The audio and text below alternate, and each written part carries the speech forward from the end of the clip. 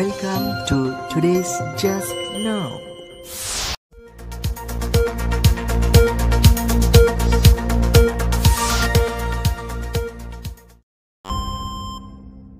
Hello আসসালামু আলাইকুম and welcome to today's just now. আজকে আমরা ক্লাস 2 এর সি এর পার্ট 2 ক্লাস করতে যাচ্ছি এবং ক্লাসের টপিকস হচ্ছে ভয়েস চেঞ্জ। ভয়েস চেঞ্জ মূলত একটা ইংরেজির খুবই গুরুত্বপূর্ণ একটা চ্যাপ্টার। তো এটি যদি আমরা প্রতিযোগিতামূলক পরীক্ষায় কেমন প্রশ্ন আসে, যেমন বিগত বিসিএসে আপনার 20টি প্রশ্ন এসেছে, ব্যাংকে 22টি, প্রাইমারিতে 118টি, পিএসএন আদার্স যে জব আছে সেগুলোতে 275টি বিগত প্রশ্ন আছে এই ভয়েস চেঞ্জ থেকে এসেছে। সো ব্যাপারটা আশা করি যে পরীক্ষার ক্ষেত্রে ভয়েস চেঞ্জের যে ব্যাপারটা, রুলস রেগুলেশন, সেগুলো খুবই গুরুত্বপূর্ণ। সেই সাথে আপনি যদি কোনো একটা ভাষা, ইংরেজি ভাষার দক্ষতা এবং জ্ঞান চর্চা করতে যান, সেক্ষেত্রেও দেখবেন আপনার ভয়েসের ব্যাপারটা কি ওতপ্রোতভাবে জড়িয়ে আছে গ্রামারে।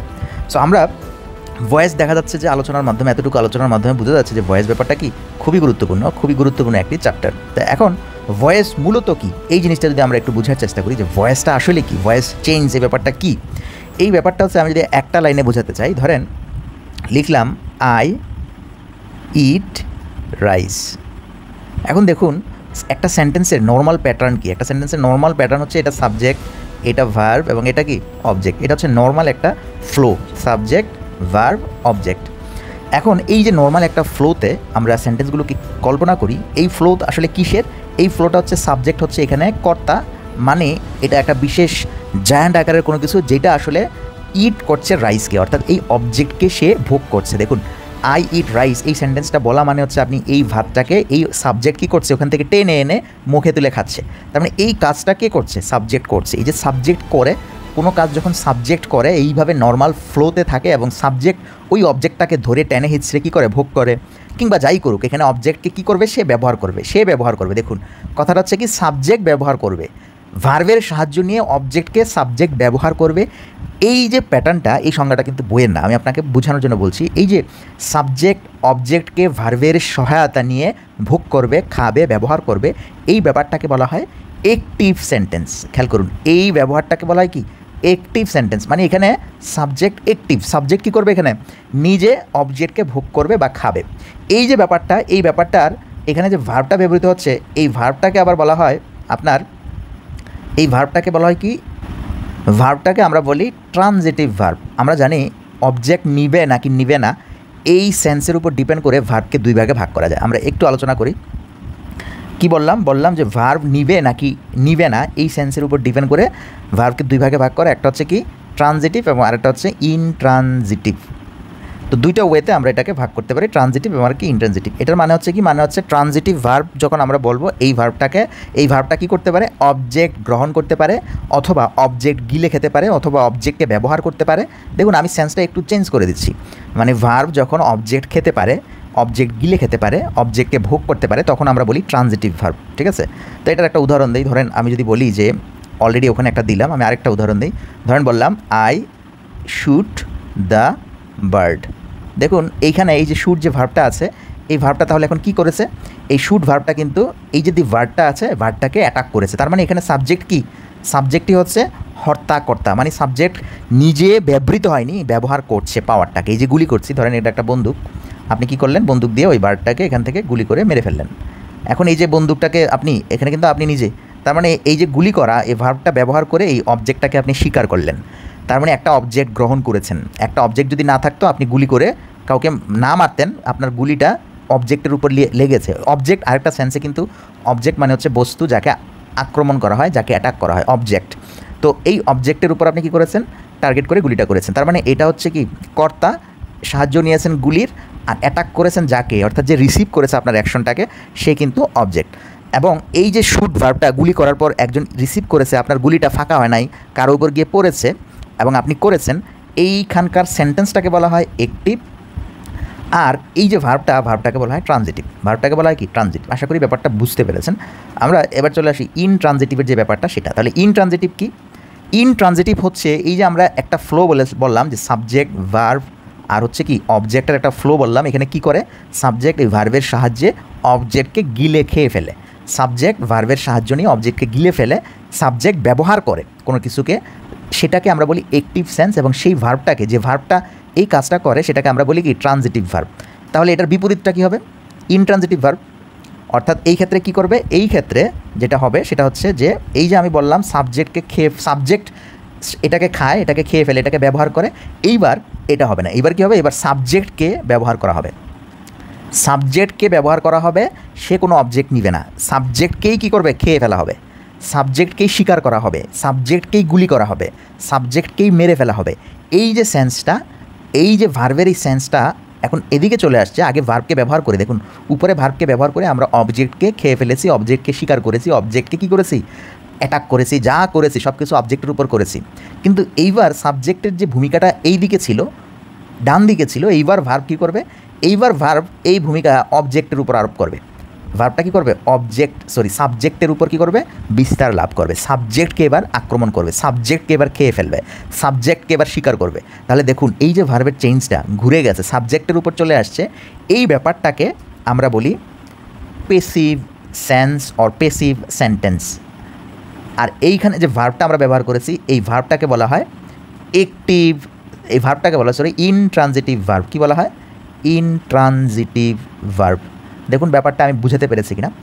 ভার্ব এবার সাবজেক্টের দিকে অ্যাটাক হবে, সাবজেক্টকে আক্রমণ করবে যখন এই সেন্সটা, তখন ভার্বটাকে বলা হয় ইনট্রানজিটিভ। আর যখন সাবজেক্ট ভার্ব অবজেক্ট টাইপের এই সেন্টেন্সটাকে ঘুরিয়ে ফেলা হচ্ছে, সাবজেক্টকে আক্রমণ করা হচ্ছে, সাবজেক্টকে ব্যবহার করা হচ্ছে, তখন আমরা বলি এটাকে পেসিভ সেন্স বা পেসিভ স্ট্রাকচার।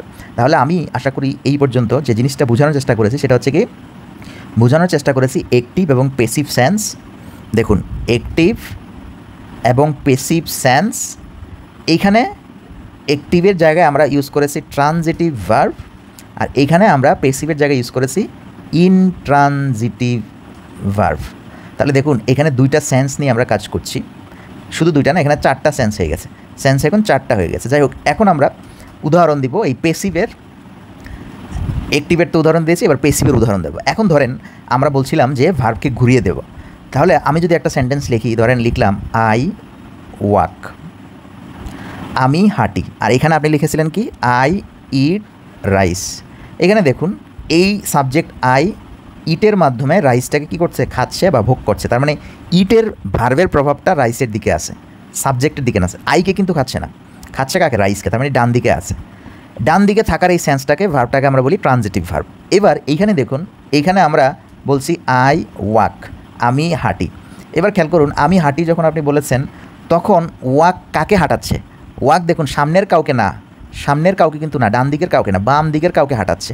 আমি হাঁটি কথাটা বলার পর আপনি কি করবেন, নিজেই হেঁটে হেঁটে সামনের দিকে যাবেন, নিজেই কি হাঁটা দিবেন, নিজেই হাঁটা দিচ্ছেন। সো এই যে আমি হাঁটি, এই হাঁটা শব্দটা আসলে কাকে হাঁটাচ্ছে, আমাকে। দেখুন আমাকে, আপনি যদি বলেন আই গো, কে যায়, আমি যাই, তার মানে আপনি নিজে চলে যাচ্ছেন। এই যে ভার্বটাকে, ভার্বের অ্যাকশনটাকে, ভার্বের প্রভাবটাকে এই দিকে না নিয়ে, ডান দিকে না নিয়ে ঘুরিয়ে বাম দিকে নিয়ে আসছেন, সাবজেক্টের দিকে নিয়ে আসছেন, এটাকে বলা হয় ইনট্রানজিটিভ ভার্ব, ইনট্রানজিটিভ ভার্ব। এখন এই যে ঘুরানোর ব্যাপারটা, এই যে ঘুরিয়ে ফেলছেন, এই ব্যাপারটা এখন ভার্বের ক্ষেত্রে সরাসরি কিছু ভার্ব আছে যেগুলো সরাসরি সাবজেক্টকে অ্যাটাক করে, সাবজেক্টকে অ্যাটাক করে যে ভার্বগুলো, সেগুলোকে বলা হয় ইনট্রানজিটিভ ভার্ব। এখন কিছু কিছু ভার্ব আছে যারা সাবজেক্টকে অ্যাটাক করে না, যেমন এখানে দেখুন আই ইট রাইস বলেছি, ইট কিন্তু আইকে খায় নাই, ইট রাইসকে খেয়েছে, ডান দিকে গেছে। এই যে কিছু কিছু ভার্ব আছে আপনার ডান দিকের কাউকে খায়, সাবজেক্টকে খায় না, এই ভার্বগুলোকে আমরা কি করতে পারি, ভার্বগুলোকে আমরা প্রভাব ঘুরিয়ে দিতে পারি। অর্থাৎ এখন ইটকে খাচ্ছে, তো আমরা চাইলে সাবজেক্টকে খাওয়াতে পারি। এই যে সাবজেক্টকে খাওয়াবেন, অর্থাৎ ভার্বের প্রভাবটাকে ডান দিক থেকে বাম দিকে ঘুরিয়ে আনবেন, এই ব্যাপারটাই হচ্ছে পেসিভ স্ট্রাকচার। অর্থাৎ আপনি অ্যাক্টিভ থেকে পেসিভ করে দিবেন, পেসিভ করে দিলে সাবজেক্টের দিকে ভার্বটা চলে আসবে। এখন দেখা যাচ্ছে কিছু কিছু ভার্ব জন্ম থেকেই এই কাজটা করে, যেমন ওয়াক, গো, এরা জন্ম থেকেই সাবজেক্টকে অ্যাটাক করে। এই কারণে এগুলোর পেসিভ করার কোনো দরকার নেই, কারণ অলরেডি এগুলো কি সাবজেক্টকে অ্যাটাক করছে, সাবজেক্টকে খেয়ে ফেলছে, সাবজেক্টকে ধরে রাখছে।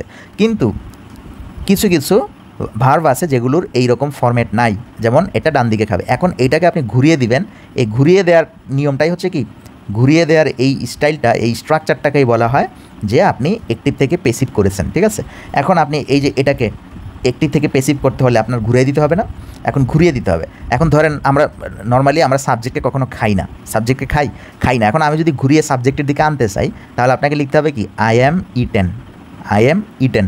এই যে আমি পেসিভ করে দিলাম আই অ্যাম ইটেন, এর মানে হচ্ছে আমাকে খাওয়া হয়। দেখুন আমাকে খাওয়া হয়, নর্মালি আমরা যেহেতু মানুষকে খাই না, এই কারণে আমরা কি ইউজ করি এখানে, যাকে খাবো তাকে ইউজ করবো। যেমন ধরেন আমি রাইস খাই, এই কারণে আমি এখানে সাবজেক্টের জায়গায় রাইস লিখলাম। এখন আমি যেহেতু সাবজেক্টকেই খাবো, আমি যদি এভাবে লিখতাম রাইস ইট, তাহলে ভাত কী করতো? খাইতো, মানে ভাত কোনো কিছু খাইতো এখানে। কিন্তু আমি তো এটা চাচ্ছি না, আমি চাচ্ছি কি যে রাইসকেই খাবো, অর্থাৎ ভার্বের প্রভাবটাকে ঘুরিয়ে দিব। ভার্বের প্রভাবটাকে ঘুরিয়ে দিলে কী করতে হবে? এটাকে পেসিভ করতে হবে। পেসিভ করার জন্য এখানে আনতে হবে কি? ইজ, রাইস ইজ, আর এখানে কী করতে হবে? ইটেন, রাইস ইজ ইটেন, তার মানে কি ভাত খাওয়া হয়।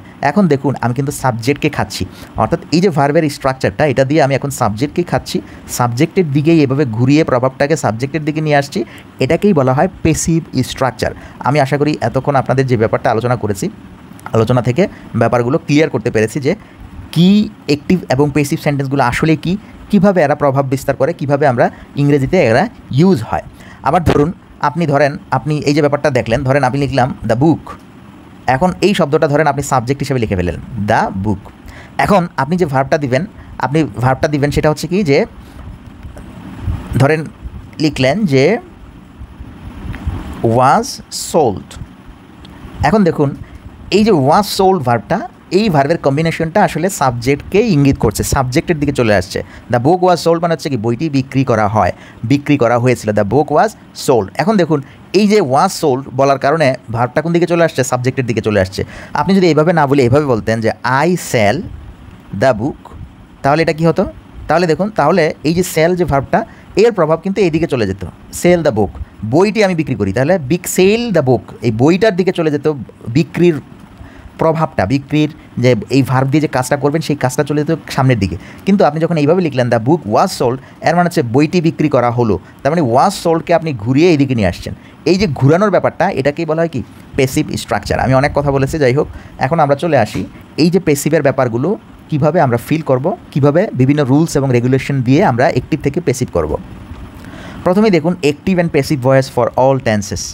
তার মানে আমরা প্রথমেই সবগুলো টেন্স, যে 12টা টেন্স আছে সেগুলো অ্যাক্টিভে আমরা শিখেছিলাম, সেগুলো প্যাসিভে কী হবে সেটা আমরা প্রথমে শিখে ফেলবো। প্যাসিভ স্ট্রাকচারটা কেমন হবে?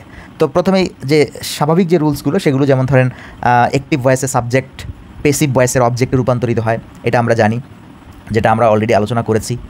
এটা যেমন আমি যদি লিখতাম নর্মাল একটা সেন্টেন্স যেটা আমরা আলোচনা করেছি, আই ইট রাইস, এটা অ্যাক্টিভে ছিল। প্যাসিভ করলে কী করতে হয়? প্যাসিভ করলে আমাদের এই রাইসটাকে এখানে নিয়ে আসতে হয়, ঠিক না? তার মানে এই যে রাইসটা আমি এখানে নিয়ে আসছি, এখন দেখুন আগে আমি বলছিলাম রাইস খাই, ইটের প্রভাব এই দিকে ছিল। এইবার যখন আমি রাইসকে সাবজেক্ট হিসেবে নিয়ে আসছি, তার মানে ইটের প্রভাবটাকে ঘুরিয়ে দিতে হবে। এই ঘুরিয়ে দেওয়ার স্ট্রাকচারটা কী হবে? এবার ইটেন। দেখুন ইট থেকে ইজ ইটেন হবে। কেন হবে? কারণ ওই যে অবজেক্টকে সাবজেক্ট বানিয়ে ফেলেছি, সাবজেক্টকে আমার কী করতে হবে? খেতে হবে। এবার ভার্বের প্রভাবকে ঘুরিয়ে নিয়ে আসতে হবে। তাহলে ইটের প্রভাব থাকে এই দিকে, আর আর যখন আপনি ইজ ইটেন বলবেন, পেসিভে নিয়ে আসবেন, তখন তার প্রভাব থাকে এই দিকে। এই দিকে থাকার কারণে যেহেতু আপনি রাইসকে খাবেন, রাইস এইখানে, আর এই দিকে থাকার কারণে যেহেতু আপনি রাইস খাবেন, রাইস ইটের পর বসছে, ঠিক আছে? তার মানে এই যে সাবজেক্টকে অবজেক্ট বানাই, ব্যাপারটা কেন বানাই সেটা আশা করি বুঝতে পেরেছেন। তাহলে সিঙ্গুলার হিসেবে থাকলে আই, ইউ, হি, শি, ইট, রাজ, রনি, এরকম কিছু নাম যদি থাকে, তো সিঙ্গুলার এই সাবজেক্টগুলোকে আমরা যদি অবজেক্ট বানাই, তাহলে অবজেক্ট হবে কি? মি, ইউ, হার, হিম, ইট, রাজ, রনি। নাম থাকলে নামই থাকবে, এটা আমরা জানি সবাই। প্লুরালে যদি উই থাকে, ইউ থাকে, দে থাকে, আজ থাকে, ইউ থাকে, দ্যাম, তাহলে আজ হবে, ইউ হবে, দ্যাম হবে। এই ব্যাপারটা দেখুন বুঝতে পেরেছেন কিনা? যেমন এখানে আমরা বাই কী বলবো? আইয়ের পরিবর্তে এখানে কী বলবো? Me, by me. এই যে চেঞ্জটা আই মিতে পরিণত হচ্ছে, আবার এখানে মি থাকলে এখানে আই হবে। এই চেঞ্জটাই এখানে আমরা বলছি যে সাবজেক্ট যদি আই হয় তাহলে অবজেক্ট হবে মি, সাবজেক্ট যদি উই হয় অবজেক্ট হবে আস। এটা একটা সিম্পল রুল। এরপর আমরা চলে আসি অ্যাক্টিভ ভয়েসের অবজেক্ট প্যাসিভ ভয়েসের সাবজেক্টে রূপান্তরিত হয়, যেটা আমরা অলরেডি আলোচনা করেছি যে অবজেক্ট ছিল রাইস, আমরা এখানে রাইসকে সাবজেক্ট করেছি, ঠিক আছে? তো এগুলো মি থাকলে আই হবে, অবজেক্টে যদি মি থাকে সাবজেক্টে আই হবে, ইউ থাকলে, এগুলো একদম নর্মাল কিছু রুল যেগুলো আপনারা অনেকেই পারেন, অনেকেই জানেন। এরপর দেখুন আমরা 3 অ্যাক্টিভ সেন্টেন্সের মূল ভার্ব সবসময় পাস্ট পার্টিসিপল, মানে মূল ভার্বটা পাস্ট পার্টিসিপল বা V3 রূপ হবে ব্যবহৃত হয়, এবং এর সাথে অক্সিলারি ভার্ব বি ভার্ব নির্বাচন করা হয়। অ্যাক্টিভ সেন্টেন্সের টেন্স এবং প্যাসিভ সেন্টেন্সের সাবজেক্ট অনুযায়ী এই কাজটা করা হয়। তার মানে এই যে আমরা এখানে দেখুন এই যে ভার্বটা ইট ছিল, আমরা ভার্বটাকে কী করেছি? ইটেন করেছি, অর্থাৎ সবসময় ভার্বটা V3-তে হবে যখন আমরা প্যাসিভ করব। প্যাসিভ মানে কি? V3, ভার্বের V3, এটা মাস্ট ভার্বের V3 হয়ে যাবে। আর এই যে এখানে অক্সিলারি ভার্ব হবে, এই অক্সিলারি ভার্বগুলো হবে টেন্স এবং পার্সন অনুযায়ী। টেন্স কোন টেন্সের এবং কোন পার্সনের সে অনুযায়ী এখানে অক্সিলারি ভার্ব বসবে, ঠিক আছে? তো এই ব্যাপারটাও আমাদের সবার জানা আছে। তাহলে আমরা টেন্সের যে 12টা স্ট্রাকচার আছে সেই স্ট্রাকচারগুলো একটু দেখি।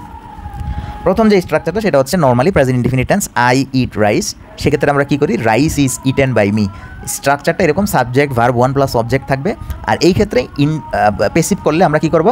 সাবজেক্ট করব, ওই যে অবজেক্টকে সাবজেক্ট বানিয়ে নিয়ে আসবো, আর অ্যাম ইজ আর ভার্ব 3 ব্যবহার করব। এই জিনিসগুলো কিন্তু আমরা সবাই টুকটাক পারি, বুঝি। তো এটা নর্মালি যখন আপনার কোনো, আমি প্রেজেন্ট ইনডিফিনিট টেন্স লিখবো, আমরা জানি প্রেজেন্ট ইনডিফিনিট টেন্সের স্ট্রাকচার হচ্ছে subject plus verb 1 plus object. এবার আমি যখন এটার পেসিভ করবো, পেসিভ করলে কী হবে, পেসিভ করলে এখানেও সাবজেক্ট বসবে, কিন্তু এই অবজেক্টটা, এখানে যে অবজেক্টটা ব্যবহার করেছি এটা, তার মানে অবজেক্ট হয়ে যাবে রাইস। এখন আমার প্রেজেন্ট ইনডিফিনিট টেন্সের ক্ষেত্রে কি অক্সিলারি ভার্বগুলো আসে, সেক্ষেত্রে এম, ইজ, আর এই তিনটা অক্সিলারি ভার্ব আসে। পার্সন অনুযায়ী এখানে আসে কি ইজ, রাইসের সাথে পার্সন অনুযায়ী ইজ, রাইস ইজ। এখন ইট হবে কি, আমরা জানি সবসময় এটা ভার্ব 3 হবে, তাহলে eaten, rice is eaten by me. এখন কার দ্বারা কাজটা করা হচ্ছে, মি, আমার দ্বারা। দেখুন পেসিভ স্ট্রাকচার আমাদের বাংলাদেশে আমরা শিখি কি, একটা সেন্টেন্স দেওয়া আছে, এই সেন্টেন্সটাকে পেসিভ করুন। আসলে কিন্তু এইরকম আমরা শিখি, আমরা আসলে পেসিভটা ব্যবহার করি কেন, যখন আমরা কোনো একটা সাবজেক্ট লিখে ফেলি, অবজেক্টের কোনো দরকারই নাই। ভাত খাওয়া হয়, ভাত খাওয়া হচ্ছে, রাইস বিক্রি করা হচ্ছে, রাইস ইজ সোল্ড, রাইস বিক্রি করা হয়, রাইস ইজ বিং সোল্ড, চাল বিক্রি করা হচ্ছে। এই যে ব্যাপারগুলো, এগুলো কে বিক্রি করছে সেই ব্যাপারটা আমরা জানি না বলেই কিন্তু পেসিভ ইউজ করি, যে আমাদের কে বিক্রি করছে সাবজেক্টটা আমার জানার দরকার নাই। চাল বিক্রি করা হচ্ছে, গান গাওয়া হচ্ছে, বাজারে মাছ নিয়ে যাওয়া হচ্ছে, খাওয়া হচ্ছে, দেখা হচ্ছে, এইরকম সেন্স থেকে কিন্তু আমরা পেসিভ সেন্টেন্স ব্যবহার করি। তবে আমরা যেহেতু নিয়ম শিখি যে অ্যাক্টিভ থাকলে পেসিভ করতে হয় কীভাবে, ওই অ্যাক্টিভের স্ট্রাকচারটা যেহেতু দেওয়া থাকে, যেমন ধরেন এখানে আই ইট রাইস দেওয়া আছে, সেক্ষেত্রে আমরা এটাকে পেসিভ করি rice is eaten by me. যেহেতু এখানে সাবজেক্ট দেওয়া আছে, কর্তা দেওয়া আছে, কাজটা কে করে, এই কারণে আমরা কর্তাকে বাই মি দিয়ে লিখি, কার মাধ্যমে কাজটা হচ্ছে তাকে আমরা বাই মি দিয়ে লিখি। ঠিক আছে, এটা গেল। এরপর আমরা আসি পাস্ট ইনডিফিনিট। দেখুন এখানে আমরা present indefinite, past indefinite, future indefinite এবং বি গোয়িং টু এই স্ট্রাকচার দিয়ে এটাকে সাজিয়েছি। তো এখানে দেখুন I eat rice, rice is eaten by me, এক্ষেত্রে অ্যাম ইজ আর। দেখুন একটা জিনিস খেয়াল করবেন, প্রত্যেকটা ক্ষেত্রেই কিছু কমন কিছু ফরম্যাট আছে। কমন ফরম্যাটগুলো কি, যেমন এই যে এখানে বাকি সব কিছু am is are, am is are. Present indefinite টেন্সে কী হবে, am is are. Past indefinite টেন্সে কী হবে, ওয়াজ ওয়্যার। ফিউচার ইনডিফিনিট টেন্সে কী হবে, উইল বি, একটাই will be or shall be. এই তিনটা হচ্ছে আনকমন, বাকিগুলো কিন্তু subject verb 3, subject verb 3, subject verb 3 স্ট্রাকচারে জাস্ট ভার্ব 3 ব্যবহার করবেন, আর এই অক্সিলারি ভার্বগুলো জাস্ট চেঞ্জ হবে। আই অ্যাট রাইস যখন আমরা বলেছি অ্যাট, তার মানে আমাকে কী করতে হবে, রাইস আগে আনতে হবে, এনে ইটেন তো থাকবে কমন, ওয়াজ আসবে অথবা ওয়্যার। রাইস যেহেতু সিঙ্গুলার এই কারণে ওয়াজ আসবে বাই মি। আবার দেখুন আমরা যদি প্রেজেন্ট ফিউচার ইনডিফিনিট টেন্সে আসি, ফিউচার ইনডিফিনিট টেন্সের স্ট্রাকচার হচ্ছে উইল ইট। এই ক্ষেত্রে আমাকে রাইস আগে নিয়ে আসতে হবে, আর উইল বি হবে, জাস্ট একটা উইল বি হবে, ভার্ব 3 বাই মি। এই স্ট্রাকচারগুলো সবার জানা আছে টুকটাক, শুরু থেকে একদম ক্লাস 1 থেকে আমরা এগুলো শিখি। যাই হোক, এরপর দেখুন বি গোয়িং টু নামে একটা স্ট্রাকচার আছে ইংলিশে, যদি এটা বসে এটার মানে হচ্ছে I am going to eat rice, আমি খাবো বা খেতে যাচ্ছি, এরকম একটা sense, I am going to eat rice. সেক্ষেত্রে আপনি স্ট্রাকচারটা করবেন কি, am is are going to be, going to be, am is are going to be আর ভার্ব 3, বাকিটা হচ্ছে same. Am is are going to be, তাহলে rice is going to be eaten, এই যে just am is are going to be, আর বাকিগুলো যেমন verb 3 by something. ঠিক আছে, এটা গেল প্রেজেন্ট ইনডিফিনিট, পাস্ট ইনডিফিনিট এবং ফিউচার ইনডিফিনিটের স্ট্রাকচার। তাহলে আমরা এখন চলে আসি প্রেজেন্টের কন্টিনিউয়াসের স্ট্রাকচারগুলো। দেখুন এটা প্রেজেন্ট কন্টিনিউয়াস, এটা পাস্ট কন্টিনিউয়াস, এটা ফিউচার কন্টিনিউয়াস, তার মানে এখানে কন্টিনিউয়াসগুলো নিয়ে আসছি। তো এই স্ট্রাকচার কন্টিনিউয়াসের স্ট্রাকচারগুলো খুবই সহজ এবং খুবই, এখানে সব অক্সিলারি ভার্ব দেয়াই আছে। যেমন অ্যাম ইজ আর, ভার্বের আইএনজি, এটা হচ্ছে অ্যাক্টিভ, তাহলে পেসিভ করবেন কি, জাস্ট একটা বিং আনবেন। অ্যাম ইজ আর তো থাকবেই, অ্যাম ইজ আর তো থাকবেই, এখানে জাস্ট একটা আলাদা অতিরিক্ত বিং, আর বাকি verb 3 by something somebody. I am eating rice, তাহলে আপনি বলবেন কি, rice is being eaten by me, is being, am is are being eaten by me. পাস্টে কী হবে, পাস্টে ঠিক সেম, খালি জাস্ট এই অ্যাম ইজ আরের চেঞ্জ করলেই হয়, ওয়াজ ওয়্যার হবে আর ভার্বের আইএনজি, তার মানে এখানে কী হবে, ওয়াজ ওয়্যার হবে আর জাস্ট বিং হবে। কন্টিনিউয়াস, ফিউচার কন্টিনিউয়াসে আমরা জানি শ্যাল উইল বি, ভার্বের আইএনজি হচ্ছে স্ট্রাকচারটা। তাহলে পেসিভ করতে গেলে আপনাকে যেটা করতে হবে, উইল শ্যাল বি তো থাকবেই, জাস্ট একটা বিং আসবে। তার মানে এখানে দেখুন কমন যে ব্যাপারগুলো, এখানে আমি এই তিনটা স্ট্রাকচার একসাথে কেন শেখাচ্ছি, কারণ এইভাবে লিখেছি কেন, কারণ এখানে কিছু কমন জিনিস আছে। যেমন ধরেন এখানে ভার্বের আইএনজি, এখানে ভার্বের আইএনজি, এখানে ভার্বের আইএনজি কমন, এখানে সাবজেক্ট থাকে, এখানে সাবজেক্ট থাকে, এখানে সাবজেক্ট থাকে কমন। আবার দেখুন জাস্ট পার্থক্যটা কোথায়, পার্থক্যটা হচ্ছে এখানে অ্যাম ইজ আর হয় যদি প্রেজেন্ট কন্টিনিউয়াস হয়, আর এইখানে ওয়াজ ওয়্যার হয় যদি পাস্ট হয়, আর এইখানে উইল শ্যাল বি হয় যদি সেটা ফিউচার হয়। এবং আরেকটা স্ট্রাকচার আছে, সেটা হচ্ছে কি বি গোয়িং টু স্ট্রাকচার, এটাও আমরা এখানে বলে দিই। বি গোয়িং টু স্ট্রাকচারটা কোনটা, বি গোয়িং টু স্ট্রাকচার হচ্ছে যে to be am going to be eating, স্ট্রাকচারটা হচ্ছে কি I am going to be eating, to be eating, এরকম একটা স্ট্রাকচার। যাই হোক এটা খুব কম আসে। তো এই ব্যাপারটা আমরা এখানে দেখুন প্রত্যেকটা জিনিস কমন পেয়েছি। ঠিক সেমভাবে আপনি যখন পেসিভ করতে যাবেন তখনও দেখুন এখানে ভার্ব থ্রি, এখানে V3, এখানে V3 সবগুলো কমন, ঠিক আছে। আবার এখানে সাবজেক্ট, ওই অবজেক্টটা সাবজেক্টে পরিণত হবে, অবজেক্টটা সাবজেক্টে পরিণত হবে। আর বাদ বাকি দেখুন আপনার অক্সিলারি ভার্বগুলো, এখানেও অ্যামিজার আছে, এখানেও কিন্তু অ্যামিজার ছিল, এখানে ওয়াজ ওয়ার আছে, এখানেও কিন্তু ওয়াজ ওয়ার ছিল, এখানে উইল বি শ্যাল বি ছিল, এখানেও কি এটাই আছে, জাস্ট বিং বিং বিং, এখানেও বিং, এখানেও বিং, ভার্ব থ্রি। তার মানে স্ট্রাকচারগুলোতে তিনটাকে আমরা একসাথে করেছি যাতে এই মিলগুলো আপনি বুঝতে পারেন, ঠিক আছে। আই ওয়াজ ইটিং রাইস, তাহলে কী হবে? Rice was being eaten by me. I will be eating rice কী হবে? Rice will be being eaten by me, ঠিক আছে।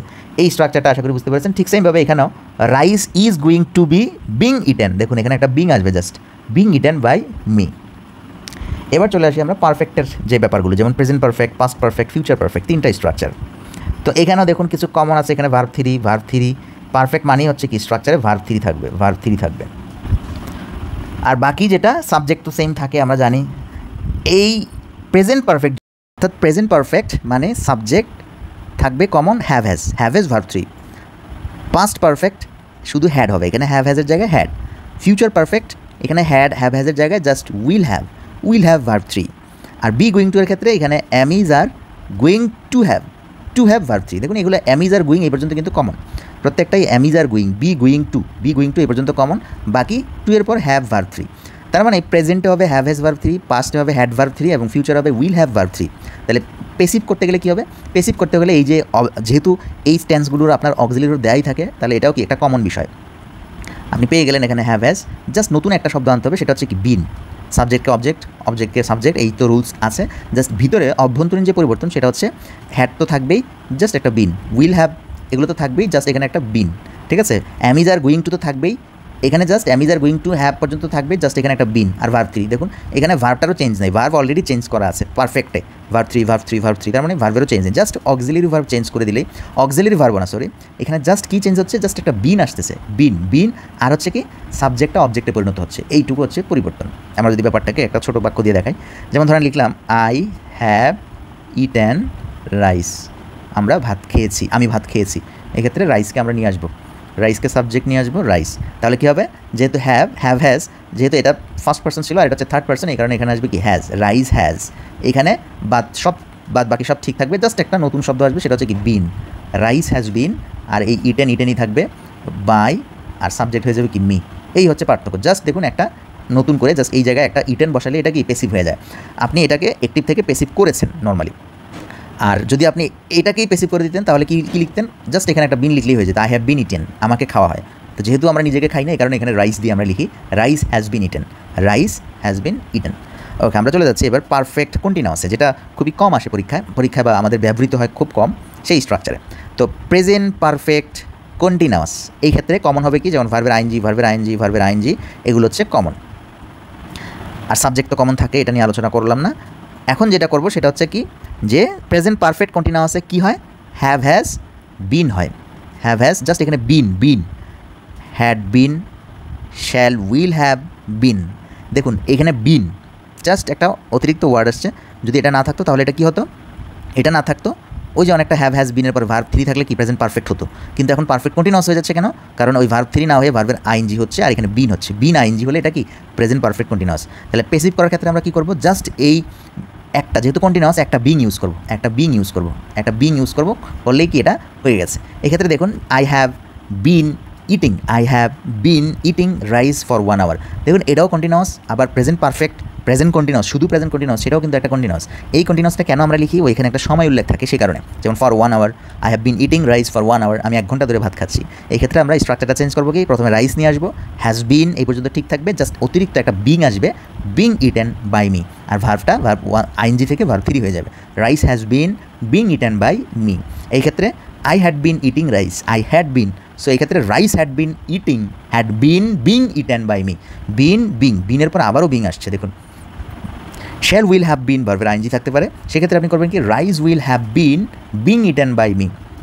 অ্যাম is are going to have been something এরকম থাকতে পারে। যেমন ধরেন আপনি বলতে পারেন I am going to have been eating rice for 1 hour, আমি 1 ঘন্টা ধরে ভাত খেতে যাচ্ছি। সো সেই সেন্সে আপনি বলবেন কি? Rice is going to have বিন, এই বিনের পর জাস্ট একটা বিং আসবে আর ভার্ব থ্রি হবে। এইটুকু হচ্ছে আমাদের স্ট্রাকচার চেঞ্জ, বিং আনলাম আর কি ভার্ব থ্রি করে ফেললাম। ঠিক আছে, এই ব্যাপারটা আশা করি বুঝতে পেরেছেন। আমরা একটু আলোচনা করে দেখাই। যেমন আমরা লিখলাম কি প্রথমে একটা সেন্টেন্স আমরা লিখেছি I have been eating rice for 1 hour. তাহলে দেখুন এইখানে আমরা যে সেন্টেন্সটা লিখেছি সেটা হচ্ছে কি যে I have been eating rice for 1 hour. এই ক্ষেত্রে আমাদের স্ট্রাকচারটা কী করেছি, রাইস তো আমরা এখানে নিয়ে আসছি, রাইসের জায়গায় আমরা বলি হ্যাজ, যেহেতু থার্ড পারসন সিঙ্গুলার হ্যাজ, আর বিন থাকবে, ইটিংটা কী হয়ে যাবে ভার্ব 3 হবে, পেসিভ মানে ভার্ব 3 হবে, আর মাঝখানে একটা অতিরিক্ত শব্দ আসবে যেহেতু কন্টিনিউয়াস আসলে কি আসে being, rice has been being eaten, আর সাবজেক্ট যদি থাকে তাহলে বাই দিয়ে আমরা অবজেক্টিভ ফর্ম লিখবো by me, rice has been eaten by me. Okay, এই ব্যাপারটা আশা করি বুঝতে পেরেছেন। এরপর আমরা এই যে টেন্সের যে 12টা টেন্সের আমরা আলোচনা করলাম, অলরেডি কিন্তু 12টা টেন্সের আলোচনা হয়ে গেছে, আমি জাস্ট একটু আপনাদেরকে আবারও একটু মনে করিয়ে দিই যে আমরা এতক্ষণ কী পড়লাম সেটা। যেমন আমরা প্রথমে দেখুন present indefinite, past indefinite, future indefinite, 3টা ইনডিফিনিটের স্ট্রাকচার একসাথে শিখলাম। যেহেতু এই ক্ষেত্রে আমাদের কি থাকে না, প্রথম দুটাতে ভার্ব 1 থাকে, ভার্ব 2 থাকে, আর পরেরটায় শেল বা উইল প্লাস ভার্ব 1 থাকে। প্রেজেন্ট ইনডিফিনিটে ভার্ব 1, পাস্ট ইনডিফিনিটে ভার্ব 2 এবং ফিউচার ইনডিফিনিটে শেল উইল ভার্ব 1 থাকে। এই ক্ষেত্রে আমরা পেসিভ করেছি কীভাবে, পেসিভ করেছি জাস্ট এখানে অক্সিলারি ভার্ব আসবে, ভি ভার্ব আসবে প্লাস ভার্ব 3 হবে। এখানেও ভি ভার্ব আসবে কোনটা, পাস্টেরটা যেমন ওয়াজ ওয়ার, এখানে ভি ভার্ব আসবে কোনটা, প্রেজেন্টেরটা যেমন am is are plus verb 3, was were plus verb 3। এখানে কোনটা আসবে, এখানে অলরেডি অক্সিলারি ভার্ব আছে, এই কারণে শেল অথবা উইল এটা থাকবেই, ঠিক আছে, শেল অথবা উইল থাকবেই। এখানে জাস্ট কী হবে, এইখানে বি সরাসরি বসবে, shall be will be verb 3, shall be will be verb 3, ঠিক আছে, shall be will be verb 3, এটা হচ্ছে ইনডিফিনিট টেন্সের স্ট্রাকচার। এবার আমরা চলে আসি যে কন্টিনিউয়াসের স্ট্রাকচার। কন্টিনিউয়াসও কীরকম হবে, প্রেজেন্ট হবে, পাস্ট হবে এবং কি ফিউচার হবে, ঠিক আছে। এখন কন্টিনিউয়াসের স্ট্রাকচারগুলো কেমন, স্ট্রাকচারগুলো কমন স্ট্রাকচার হচ্ছে ভার্বের আইএনজি থাকবে এই পাশে, আর এখানে থাকবে কি অক্সিলারি ভার্ব, প্রেজেন্টের অক্সিলারি ভার্ব অ্যামিজারু, ঠিক আছে। পাস্টের অক্সিলারি ভার্ব কী হবে, ওয়াজ ওয়ার, আর ভার্বের আইএনজি হচ্ছে কমন। আর এখানে কী হবে, শেল বি উইল বি ভার্বের আইএনজি। এটা হচ্ছে 3টা কন্টিনিউয়াসের স্ট্রাকচার। তাহলে পেসিভ করতে গেলে কী করতে হবে, বেশি কিছু করতে হবে না, পেসিভ করতে গেলে জাস্ট এই অক্সিলারি ভার্ব বসবে, জাস্ট একটা বিং আনতে হবে, বিং এনে ওই ভার্বটাকে V3 করে দিতে হবে, বিং এনে ভার্বটাকে V3 করে দিতে হবে, বিং এনে ভার্বটাকে V3 করে দিতে হবে। আর এগুলো আনচেঞ্জ, মানে এগুলো পরিবর্তন করার দরকার নেই, জাস্ট বিং ভার্ব 3। এই হচ্ছে 3টা কন্টিনিউয়াসের। এবার আমরা 3টা পারফেক্টের নিয়ে আসি। যেমন প্রেজেন্ট পারফেক্ট ছিল, পাস্ট পারফেক্ট ছিল, ফিউচার পারফেক্ট ছিল। স্ট্রাকচার কেমন ছিল, স্ট্রাকচার হচ্ছে আপনার হ্যাভ হ্যাজ ভার্ব 3, ভার্ব 3টা কমন ছিল, আর এখানে হ্যাড ভার্ব 3, আর এখানে shall have will have verb 3। এই হচ্ছে 3টা পারফেক্টের স্ট্রাকচার। তো পেসিভ করতে গেলে কী করতে হবে, এগুলো যেহেতু অক্সিলারি ভার্ব অলরেডি আছে, তার মানে অক্সিলারি ভার্ব সেম থাকবে, জাস্ট এখানে কি আসবে, একটা বিন আসবে অতিরিক্ত, been plus verb 3, already verb 3 আছে, তার মানে শুধু একটা বিন আনলেই এগুলো স্ট্রাকচার হয়ে যায়, একটা বিন আনলেই shall have been will have been verb 3, shall have been will have been verb 3। এই হচ্ছে আমাদের পারফেক্টের স্ট্রাকচার। এবার আমরা চলে আসি এই যে কন্টিনিউয়াসের, প্রেজেন্ট কন্টিনিউয়াস যেমন একটা আছে, আরেকটা আছে কি আপনার present perfect continuous, past perfect continuous, ঠিক আছে। স্ট্রাকচারটা কীরকম হবে দেখুন, এবার কন্টিনিউয়াসের কিন্তু 2টা আছে, শুধু কন্টিনিউয়াস আছে, আর মাঝে প্রেজেন্টের জায়গায় পারফেক্ট শব্দটা লিখলে আরেকটা টেন্স হয়ে যায়, প্রেজেন্ট পারফেক্ট কন্টিনিউয়াস, আবার পাস্ট পারফেক্ট কন্টিনিউয়াস, আবার ফিউচার পারফেক্ট কন্টিনিউয়াস। এই 3টা স্ট্রাকচার আছে। এই structure present perfect continuous structure হচ্ছে কি হ্যাজ বিন প্লাস ভার্বের আইএনজি, এখানে কি হ্যাড বিন প্লাস ভার্বের আইএনজি, এখানে কি shall have been will have been plus ভার্বের আইএনজি। তাহলে এগুলো পেসিভ করবো কীভাবে, জাস্ট এগুলো সব সেম থাকবে, জাস্ট একটা বিং আসবে, বিইআইএনজি, বিং আসবে প্লাস ভার্বের আইএনজিটা V3-তে পরিণত হবে। এক্ষেত্রেও এই হচ্ছে মোটামুটি সবগুলো টেন্সের স্ট্রাকচার, সবগুলো টেন্সের অ্যাক্টিভ কেমন থাকে এবং সবগুলো টেন্সের পেসিভ স্ট্রাকচারগুলো কেমন হয়, এগুলো আমি এখানে আলোচনা করেছি। আশা করি এই টেন্সের স্ট্রাকচারগুলো আপনাদের ক্লিয়ার হয়েছে। এখন আমরা আরও বিভিন্ন ধরনের টেন্সের বাক্যগুলো আমরা ইতিমধ্যে করে ফেলেছি, কিন্তু আরও বিভিন্ন ধরনের পেসিভ করার নিয়মকানুন আছে, যেগুলো শুধু টেন্স আমরা কী করি না, ফোকাস করি না, অন্য বিষয় আছে। যেমন প্রথমেই দেখুন মডাল ভার্ব দিয়ে শুরু হতে পারে, যদিও এটাও টেন্সের মধ্যেই পড়ে যায়। যেমন ধরেন মডাল ভার্ব দিয়ে আমরা শ্যাল উইল দিয়ে করেছি না, ফিউচার ইনডিফিনিট টেন্স সেটা। তো এই স্ট্রাকচারে জাস্ট ফিউচার ইনডিফিনিটের মতোই হবে, ফিউচার ইনডিফিনিটের মতোই কি স্ট্রাকচারটা হবে। এক্ষেত্রে আমি যদি একটা উদাহরণ দেই, যেমন আমরা ফিউচার ইনডিফিনিট টেন্স করেছিলাম আই উইল ইট রাইস, এখানে যে উইলটা দেখছেন এটা কিন্তু মডাল ভার্ব। এক্ষেত্রে আমরা স্ট্রাকচার চেঞ্জ করেছিলাম কীভাবে, রাইস উইল থাকবে সেম, জাস্ট একটা বি আসবে আর ভার্বের 3 eaten, rice will be eaten by me, এইভাবে হবে। ঠিক সেমভাবে শুধু এই টেন্সটা না, যত রকমের মডাল ভার্ব থাকবে এখানে, অক্সিলারি ভার্ব যদি মডাল ভার্ব থাকে তাহলে জাস্ট একটা বি আসবে আর ভার্ব 3 হবে। এটাই হবে পেসিভ করার রুলস, জাস্ট একটা বি আর ভার্ব 3। মডাল থাকলেই জাস্ট একটা বি আর ভার্ব 3। যেমন ধরেন আপনি যদি এখন বলেন যে আই শুড আনলাম আমরা, আই শুড ইট রাইস, তাহলে এটার পেসিভ কী হবে? রাইস, এই শুড আসবে আর কি আসবে? একটা বি আসবে আর ভার্বের eaten, verb 3 form, rice should be eaten by me. ঠিক আছে, তার মানে প্রত্যেকটা মডাল ভার্বের ক্ষেত্রে একই রুলস, একই টেকনিক। ঠিক আছে, এরপর আমরা এখানে আসি modal verb present perfect. Could have এরকম আসতে পারে, কুড হ্যাভ আসতে পারে, উড হ্যাভ আসতে পারে, মাইট হ্যাভ আসতে পারে। তাহলে সেক্ষেত্রে কী হবে? সেক্ষেত্রে ওই যে হ্যাভের পর জাস্ট একটা বিন বসবে আর ভার্বের 3। ঠিক আছে, এটা তো আশা করি এখানে মডাল ভার্বের এবং modal verb plus have has, modal ভার্বের পর যদি হ্যাভ বসে সেই ক্ষেত্রে might have, could have, should have, verb 3 থাকলে আমরা পেসিভ করবো কি? মাইট হ্যাভ, বিন, জাস্ট বিন আনবো আর ভার্ব 3 বসবে।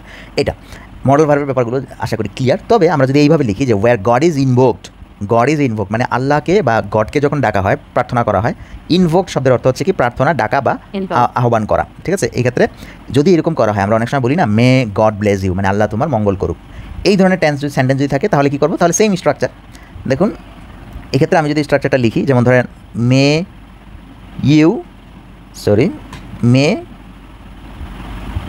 গড ব্লেস ইউ, এর মানে হচ্ছে কি? আল্লাহ তোমার সহায় হোক। এই ক্ষেত্রে আমরা মেয়েটাকে সেন্টেন্সের ভিতর থেকে বাইরে নিয়ে আসি, আমরা এটাকে দোয়া বা আশীর্বাদ হিসেবে আমরা বলে থাকি। এই স্ট্রাকচারে এইভাবে আমরা কথা বলি। তো এই ক্ষেত্রে আসলে ঘটনাটা কী হয়েছে? ঘটনাটা জাস্ট এখানে বসতো মেয়েটা, এটাকে বাইরে নিয়ে আসছি। যেমন আপনি যদি স্ট্রাকচারটা লিখতেন গড মে ব্লেস ইউ, এটা হচ্ছে নর্মাল স্ট্রাকচারটা। নর্মালটাকে আমরা মেয়েটাকে জাস্ট বাইরে নিয়ে আসি, আনলে এটা আশীর্বাদ বোঝায় যে আল্লাহ তোমার মঙ্গল করুক। তো এই ক্ষেত্রে নর্মাল সেন্টেন্স যদি থাকতো, আপনি স্ট্রাকচারটা পেসিভ কীভাবে করতেন? ওই যে মে, তার মানে কি মডেল ভার্ব চলে আসছে, তাহলে পেসিভ করতে গেলে কী করতে হবে? ইউ মে বি, জাস্ট একটা বি আসবে আর verb 3, blessed, ED, blessed by God, এভাবে পেসিভ হতো। এখন যেহেতু আমার স্ট্রাকচারটা এইভাবে নাই, মেয়েটাকে আমরা কী করছিলাম? বাইরে নিয়ে আসছি, তাহলে পেসিভ থেকেও আমাকে বাইরে নিয়ে আসতে হবে। মেয়েটাকে বাইরে নিয়ে আসেন, তাহলে কী হবে? May you be blessed by God, এটা হচ্ছে আমাদের পেসিভ স্ট্রাকচার। ঠিক আছে, তার মানে পেসিভেও কী করতে হবে? মেয়েটাকে বাইরে নিয়ে আসতে হবে, may you be blessed by God. ঠিক আছে, আশা করি এই ধরনের বাক্য আপনি পেসিভ করবেন কীভাবে, ব্যাপারটা বুঝতে পেরেছেন। এবার আমরা আসি, এখানে দেখুন বলা হচ্ছে কি যে মেইন ভার্ব দিয়ে শুরু হওয়া একটি অবজেক্টযুক্ত, মেইন ভার্ব দিয়ে যদি শুরু হয়, অর্থাৎ ইম্পারেটিভ সেন্টেন্স যদি হয়, সেক্ষেত্রে আমরা কী করবো? অর্থাৎ শুরুতেই ভার্ব 1 এবং অবজেক্ট থাকতে পারে, যেমন রাইট এ লেটার। এক্ষেত্রে আমরা পেসিভ করবো কীভাবে? লেট দিয়ে, অর্থাৎ ইম্পারেটিভ সেন্টেন্সকে আমরা লেট দিয়ে করবো, লেট দিয়ে সাথে সাথে অবজেক্ট বসাবো, এরপর আমরা বি বসাবো, এরপর ভার্ব 3।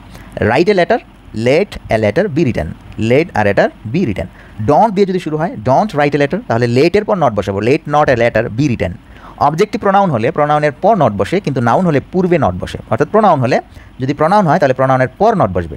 ঠিক আছে, আর যদি নাউন হয় তাহলে পূর্বে নট বসবে। যেমন ডোন্ট কিল হিম, ডোন্ট কিল হিম, তাকে মেরো না, এটা একটা প্রোনাউন, তাহলে প্রোনাউনের পর নট বসবে। লেট হিম নট, এই যে এটা প্রোনাউন, এরপর আমরা নট বসিয়েছি। কিন্তু নাউন হলে যেমন ডোন্ট কিল রাজ, তাহলে সেক্ষেত্রে আমরা নটটা কি বসাবো? আগে বসাবো। জাস্ট এখানে একটা মনে করে দিলাম রুলস আর কি, যে প্রোনাউন হলে হিমের পর নট বসবে, আর যদি নাউন হয়, যেমন নাউন হয়েছে এই কারণে নাউনের পূর্বে নটটা বসিয়েছি।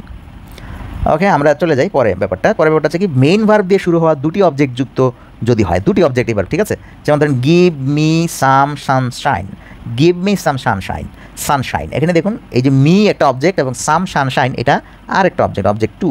এই ক্ষেত্রে আমরা কী করব?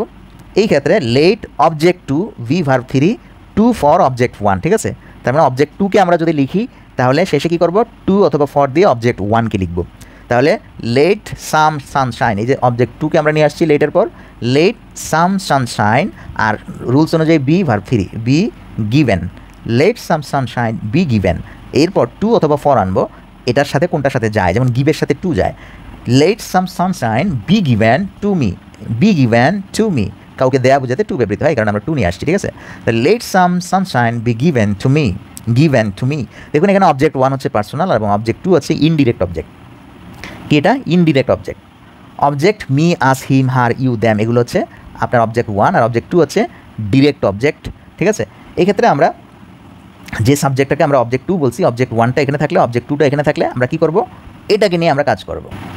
এখানে দেখুন আমরা আরেকটা উদাহরণ দিয়েছি, বাই মি অ্যান আমব্রেলা, মানে আমাকে কিনে দিন, এটা একটা সাবজেক্ট অবজেক্ট, অ্যান আমব্রেলা এটা আরেকটা অবজেক্ট। ঠিক আছে, এখানে দুটো অবজেক্ট। তাহলে আমরা কী করবো? এই আমব্রেলাকে নিয়ে আসবো, লেট অ্যান আমব্রেলা, অবজেক্ট 2কে আমরা নিয়ে আসছি, let an umbrella be bought, be bought for me, এই ক্ষেত্রে আমরা কারো কিছু জন্য কিনি, ঠিক আছে? তাহলে কিনার ক্ষেত্রে আমরা ফর ব্যবহার করবো, এক্ষেত্রে টু, এক্ষেত্রে কি ফর। কখন টু হবে কখন ফর হবে এই নিয়ে কিন্তু আমরা আলোচনা করেছি, আশা করি ওই আলোচনা থেকে আপনারা ব্যাপারগুলো ক্লিয়ার করবেন। অবজেক্ট নিয়েও আমরা আলোচনা করেছি, অবজেক্টের চ্যাপ্টার আপনারা এটা পাবেন।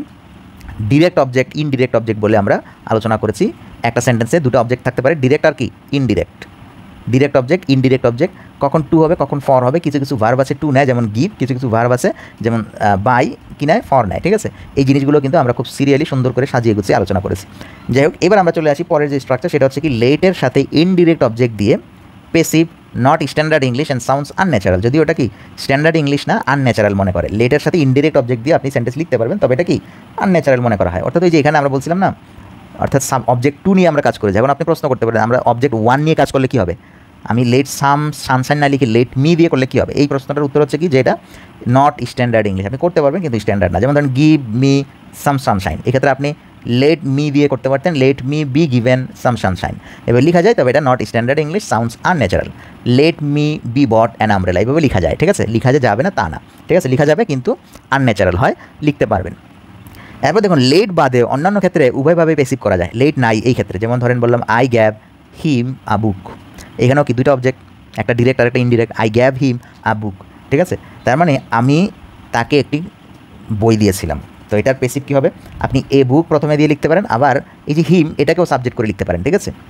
এখানে হি হবে he was given a book, he was given a book. A book was given to me, a book was given এখানে টু হিম হবে।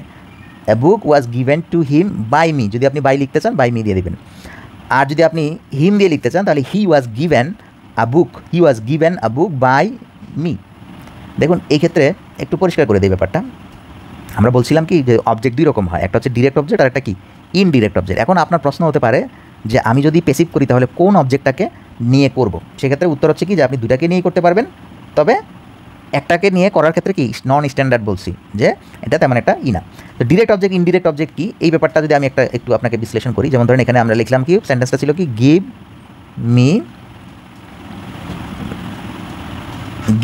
মি সাম সানশাইন, এটা ছিল প্রথম স্ট্রাকচারে। এখানে মি হচ্ছে কি দুটো অবজেক্ট, গিভ মি এটা হচ্ছে ইনডিরেক্ট অবজেক্ট আর এটা হচ্ছে কি ডিরেক্ট অবজেক্ট। তাহলে এক্ষেত্রে দুটো অবজেক্ট যখন থাকবে তখন আপনি যে কোনো একটাকে নিয়ে স্ট্রাকচার করতে পারবেন। যে ইম্পারেটিভ সেন্টেন্স যদি থাকে সেক্ষেত্রে আমরা বলছিলাম যে নর্মালি আমরা কি করি, এই ডিরেক্ট অবজেক্টটাকে নিয়ে করে থাকি, ইনডিরেক্ট অবজেক্টটা নিয়ে করলে এটা নন স্ট্যান্ডার্ড হয়, ঠিক আছে? আর যদি একটু আলোচনা করে দিই যে ডিরেক্ট অবজেক্ট ইনডিরেক্ট অবজেক্ট কীভাবে বুঝবেন, কাকে দিয়ে প্রশ্ন করলে পাওয়া যাবে ইনডিরেক্ট, আর কি দিয়ে প্রশ্ন করলে পাওয়া যাবে কি direct object.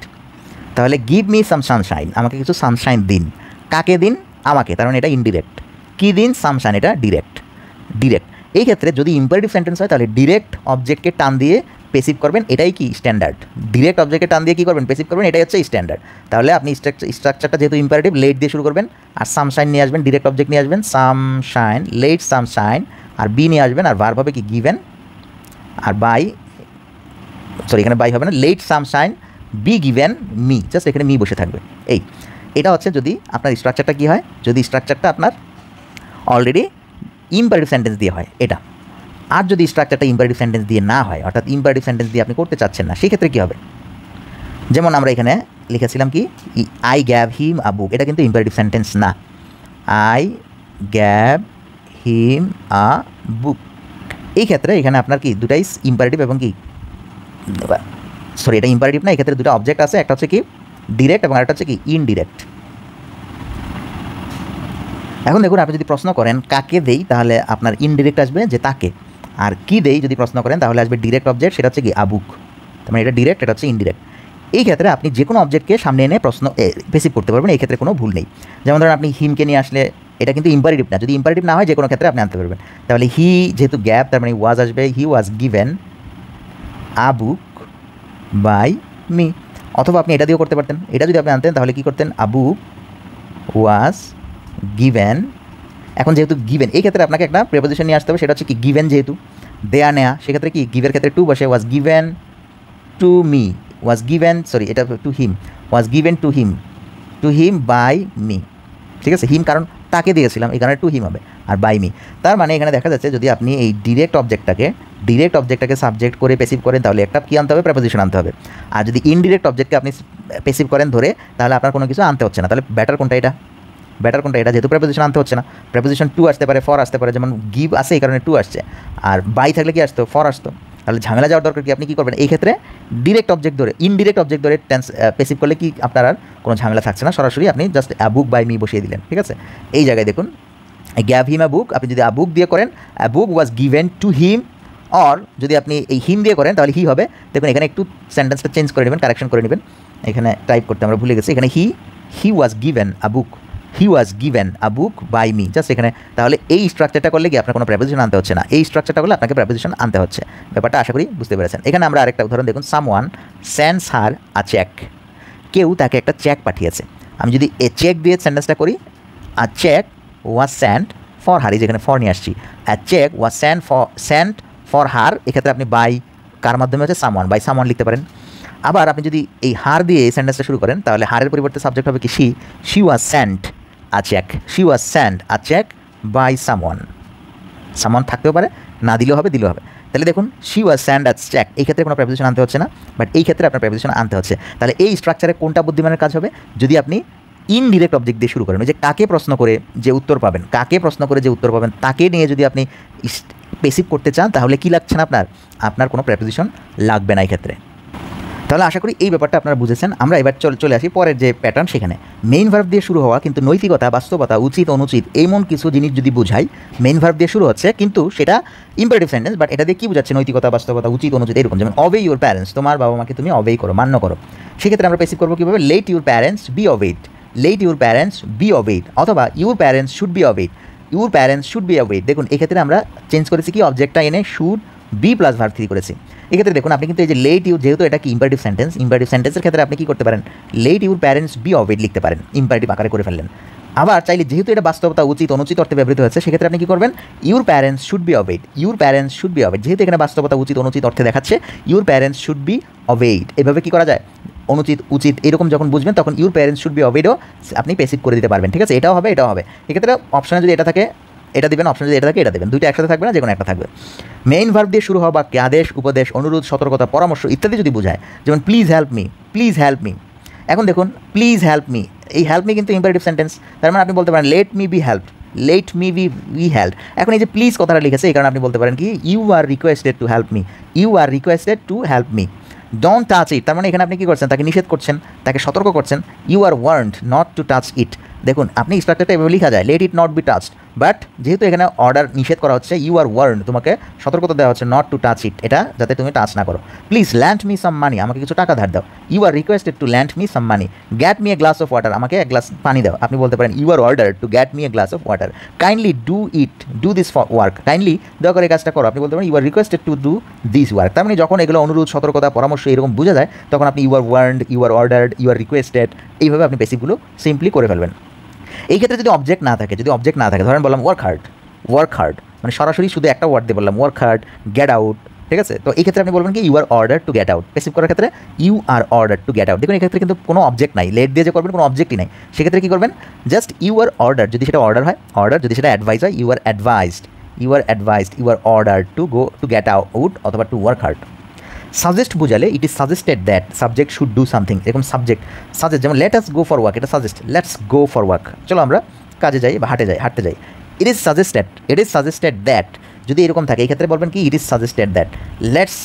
Late us go for work মানে হচ্ছে ইট ইজ সাজেস্টেড দ্যাট, আস মানে কি we should go out for work, we should go out for work. তার মানে ইট ইজ সাজেস্টেড দ্যাট দিয়ে আপনি শুড দিয়ে সেন্টেন্সটা লিখবেন যদি লেট আস দিয়ে কোনো সাজেস্ট বোঝায়। তবে সরাসরি advice, insist, propose, suggest, recommend, doing something আকারে যদি থাকে, যেমন ধরেন এই যে হি হ্যাজ সাজেস্টেড, সরাসরি বললাম যে he has suggested giving up smoking, সেক্ষেত্রে আপনি বলবেন কি, হি সাজেস্টেড দ্যাট। এই ক্ষেত্রে এই জায়গায় আপনি প্যাসিভ করবেন smoking should be given up, smoking should be given up. He recommended using bullet proof jacket, he recommended using bullet proof jacket. তাহলে রেকমেন্ডেড পর্যন্ত আপনি ঠিক রাখবেন, হি রেকমেন্ডেড, একটা দ্যাট আনবেন, দ্যাট দিয়ে বাকি সেন্টেন্সটা প্যাসিভ করবেন, that bullet proof jacket should be used. তাহলে দেখুন should be used, should be given up, যদি অ্যাডভাইস, ইনসিস্ট, প্রপোজ, সাজেস্ট এই শব্দগুলো থাকে, he has suggested, he recommended এইভাবে যদি থাকে তাহলে পরের বাক্যটা দ্যাট দিয়ে জাস্ট প্যাসিভ করবেন শুড ইউজ করে। Bullet proof jacket should be used, smoking should be given up. ঠিক আছে, এই ব্যাপারটা আশা করি বুঝতে পেরেছেন। এখানে দেখুন আরেকটা যদি ডোন্ট দিয়ে শুরু হওয়া ইম্পারেটিভ সেন্টেন্স হয় তাহলে ডোন্ট ডু দ্যাট এরকম থাকতে পারে। Don't write a letter, late not a letter be written. ঠিক আছে, এটা অলরেডি আমরা এখানে আগেও শিখেছি। Don't write a letter, late not a letter be written. যদি নাম থাকে তাহলে নটটা আগে বসবে, late not a letter B given. এরপর দেখুন এখানে বলা হচ্ছে কি লেট দিয়ে শুরু হলে এরপর পার্সোনাল অবজেক্ট যেমন মি, আজ, হিম, হার, ইউ, দেম থাকলে লেট দিয়ে শুরু হবে, কিন্তু এরপর পার্সোনাল অবজেক্ট যেমন মি, আজ এরকম যদি থাকে সেক্ষেত্রে যেমন let me write a letter, এখানে দেখুন personal object let me write a letter, এই ক্ষেত্রে আমরা অবজেক্টটাকে let a letter be written by me, let a let. দেখুন এইবার এক্ষেত্রে সেন্টেন্সেই কিন্তু লেট আছে, let me write a letter, আমাকে একটা চিঠি লিখতে দিন। এই ক্ষেত্রে লেট কিন্তু ওই পেসিভ করার জন্য আনি নাই, অলরেডি অ্যাক্টিভে আছে। যদি অ্যাক্টিভে থাকে সেক্ষেত্রে আমরা লেটের পর এর লেটারকে নিয়ে আসবো, যেহেতু এটা অবজেক্ট, লেটের পর এই অবজেক্টটাকে এখানে নিয়ে আসবো আর বি রিটেন বাই মি করে দিব, let a letter be written by me. অথবা আপনি এভাবে করা যায়, সেটা হচ্ছে কি let be allowed to do something, let be allowed to do something. যেমন ধরেন let me write a letter থাকলো, আপনি লিখতে পারেন let me be allowed to write a letter. দেখুন এখানে দুটো অপশন কেন দিয়েছি, পরীক্ষায় এটাও আসতে পারে এটাও থাকতে পারে অপশনে, সেক্ষেত্রে যদি এটা থাকে তখন আপনি একটু কনফিউজ হয়ে যাবেন, সে কারণে এটা দেখুন এই ক্ষেত্রেও এভাবে করা যায়। আবার চাইলে আপনি লেট মিকে রেখেই করতে পারেন, এখানে লেটের পর অবজেক্ট নিয়ে আসছেন লেটার, আর এখানে লেটের পর মিকে যদি আপনি রেখে দেন তাহলে be allowed to do something, তাহলে let me be allowed to write a letter, just এই জায়গায় জাস্ট এই স্পেসে বি অ্যালাউড টু ইউজ করবেন, বি অ্যালাউড টু, তাহলে এটা হয়ে গেল let me be allowed to write a letter. এরপর দেখুন নেভার দিয়ে শুরু হয়ে যদি কোনো সেন্টেন্স যদি নেভার দিয়ে শুরু হয়, যেমন নেভার রাইট এ লেটার, তাহলে সেক্ষেত্রে কী করবেন let not object ever V plus verb দিয়ে, যেমন late never a letter be written. ঠিক আছে, তাহলে নেভার রাইট এ লেটার যদি থাকে তাহলে আপনি কী করবেন late not a letter ever be written. দেখুন এক্ষেত্রে ব্যাপারটা কি, যদি নেভার থাকে আপনি নট করে এখানে যদি নট লেখেন এখানে ইভার আনতে হবে, আর যদি সরাসরি নেভার রাখেন তাহলে আর ইভার আনতে হবে না। তাহলে late never a letter be written, এক্ষেত্রে ইভার কি দেওয়ার কোনো প্রয়োজন নেই, late never a letter be written এভাবে। তবে এটা নট স্ট্যান্ডার্ড হয় না, স্ট্যান্ডার্ড হয় নট আনলে, আর যদি নট আনেন তাহলে এখানে ইভার আনতে হবে, let not a letter ever be written. ব্যাপারটা আশা করি বোঝাতে পেরেছি। নেভার দিয়ে সেন্টেন্স শুরু হলে late not a letter ever be written লিখতে পারেন, অথবা নেভার রেখেও করতে পারেন, এটা নট স্ট্যান্ডার্ড। ঠিক আছে, let a letter never be written, এটা স্ট্যান্ডার্ড। দেখুন এক্ষেত্রে লেটের পর নেভার না দিয়ে যদি আ লেটারের পর নেভার দেন তাহলে এটা standard. Let a letter never be written, let a letter never be written, তার মানে তিনটা স্ট্রাকচারই পসিবল। নেভার দিয়ে করতে পারেন, লেটের পর সরাসরি নেভার লিখতে পারেন, অথবা এ লেটারের পর নেভার লিখতে পারেন, লিখেও এটা করা যায়, let a letter never be written. আর যদি নট লিখেন তাহলে এ লেটারের পূর্বেই লিখতে হবে, let not a letter ever be written. এবার দেখুন সেন্টেন্সে রিফ্লেক্সিভ প্রনাউন থাকলে, রিফ্লেক্সিভ প্রনাউন কি আমরা জানি, she killed he herself, reflexive pronoun হারসেলফের সাবজেক্ট শি হবে, এটাকে সাবজেক্ট করলে শি হয়, অথবা আপনি বলতে পারেন অপরিবর্তিত রাখবো, she was killed by herself, she killed herself, she was killed by herself, মানে অপরিবর্তিত রাখা হচ্ছে, বাই হারসেলফ সে নিজেই তাকে মেরেছে, নিজেকে মেরেছে মানে সে নিজের দ্বারাই মরেছে বা মৃত্যুবরণ করে। She killed herself, she was killed by herself, দেখুন এখানে বাই হারসেলফ, অর্থাৎ এগুলো চেঞ্জ করা হচ্ছে না, জাস্ট এখানে একটা বাই আনা হচ্ছে আর স্ট্রাকচারটা পেসিভ করা হচ্ছে। ঠিক আছে, এরপর দেখুন ইনটেন্সিভ প্রনাউন যদি থাকে কোনো একটা সেন্টেন্সে, যেমন I myself do this work, আমরা ইনটেন্সিভ এবং রিফ্লেক্সিভ প্রনাউন নিয়ে আলোচনা করেছি প্রথম দিকের ক্লাসে। I myself do this work মানে আমি নিজেই কাজটা করি, সেক্ষেত্রে পেসিভ করতে গেলে দিস ওয়ার্ক আগে আসবে, this work is done by me myself, অবজেক্টের পরে আপনার ইনটেন্সিভ প্রনাউনটা বসবে, এখানে যেহেতু সাবজেক্টের পরে বসেছে ওইখানে অবজেক্টের পরে বসবে, এটা যেহেতু অবজেক্ট আকারে লাভ করবে সেই অবজেক্টের পর আপনার কী করতে হবে ইনটেন্সিভ প্রনাউনটা বসাতে হবে। রেসিপ্রোকাল প্রনাউন যেটা each other, we love each other, সেক্ষেত্রে আপনার পরিবর্তন কি অপরিবর্তিত থাকে, we are loved by each other, সেক্ষেত্রে কি অপরিবর্তিত থাকে, উই লাভ ইচ আদার অপরিবর্তিত, উই দিয়ে শুরু করতে হবে, উই আর লাভড, এখানে পেসিভ স্ট্রাকচারটা ভার্বের ক্ষেত্রে আনতে হবে, আর বাকিটা by each other, we are loved by each other. Reciprocal pronoun যদি সেন্টেন্সে থাকে সেক্ষেত্রে এইভাবে পেসিভ করতে হয়। ফ্রেজাল ভার্বস বা গ্রুপ ভার্বসের প্রেপোজিশন পার্টিকেল ভার্বের সাথে থাকে, সেই ক্ষেত্রে কী করব, যেমন his grandmother looked after him, তাকে কী করে সেবা যত্ন করে তার দাদি, তাহলে এক্ষেত্রে হি ওয়াজ লুকড আফটার, এই আফটার থাকবে, he was looked after by his grandmother, এটাকে সাবজেক্ট করবেন আর বাকিগুলো অক্ষত অবস্থায় থাকবে। They will send him away to school, send him away, এই আওয়ে হচ্ছে স্যান্ড ভার্বের একটা পার্টিকেল, এক্ষেত্রে he will be send away to school, he will be send away, এই দেখুন স্যান্ড আওয়ে এটা একসাথে আছে মানে এটা সরানো যায় না, যদিও এখানে আমরা সরিয়ে ফেলেছি স্যান্ড হিম আওয়ে, এই ক্ষেত্রে he will be send away to school, যেহেতু আমরা হিকে এখানে সাবজেক্ট বানিয়ে আমরা সেন্টেন্স করেছি, হিমকে সাবজেক্ট বানিয়ে, এক্ষেত্রে আমরা হি যেহেতু নিয়ে আসছি তার মানে স্যান্ড ওয়ে একসাথে থেকে যাবে।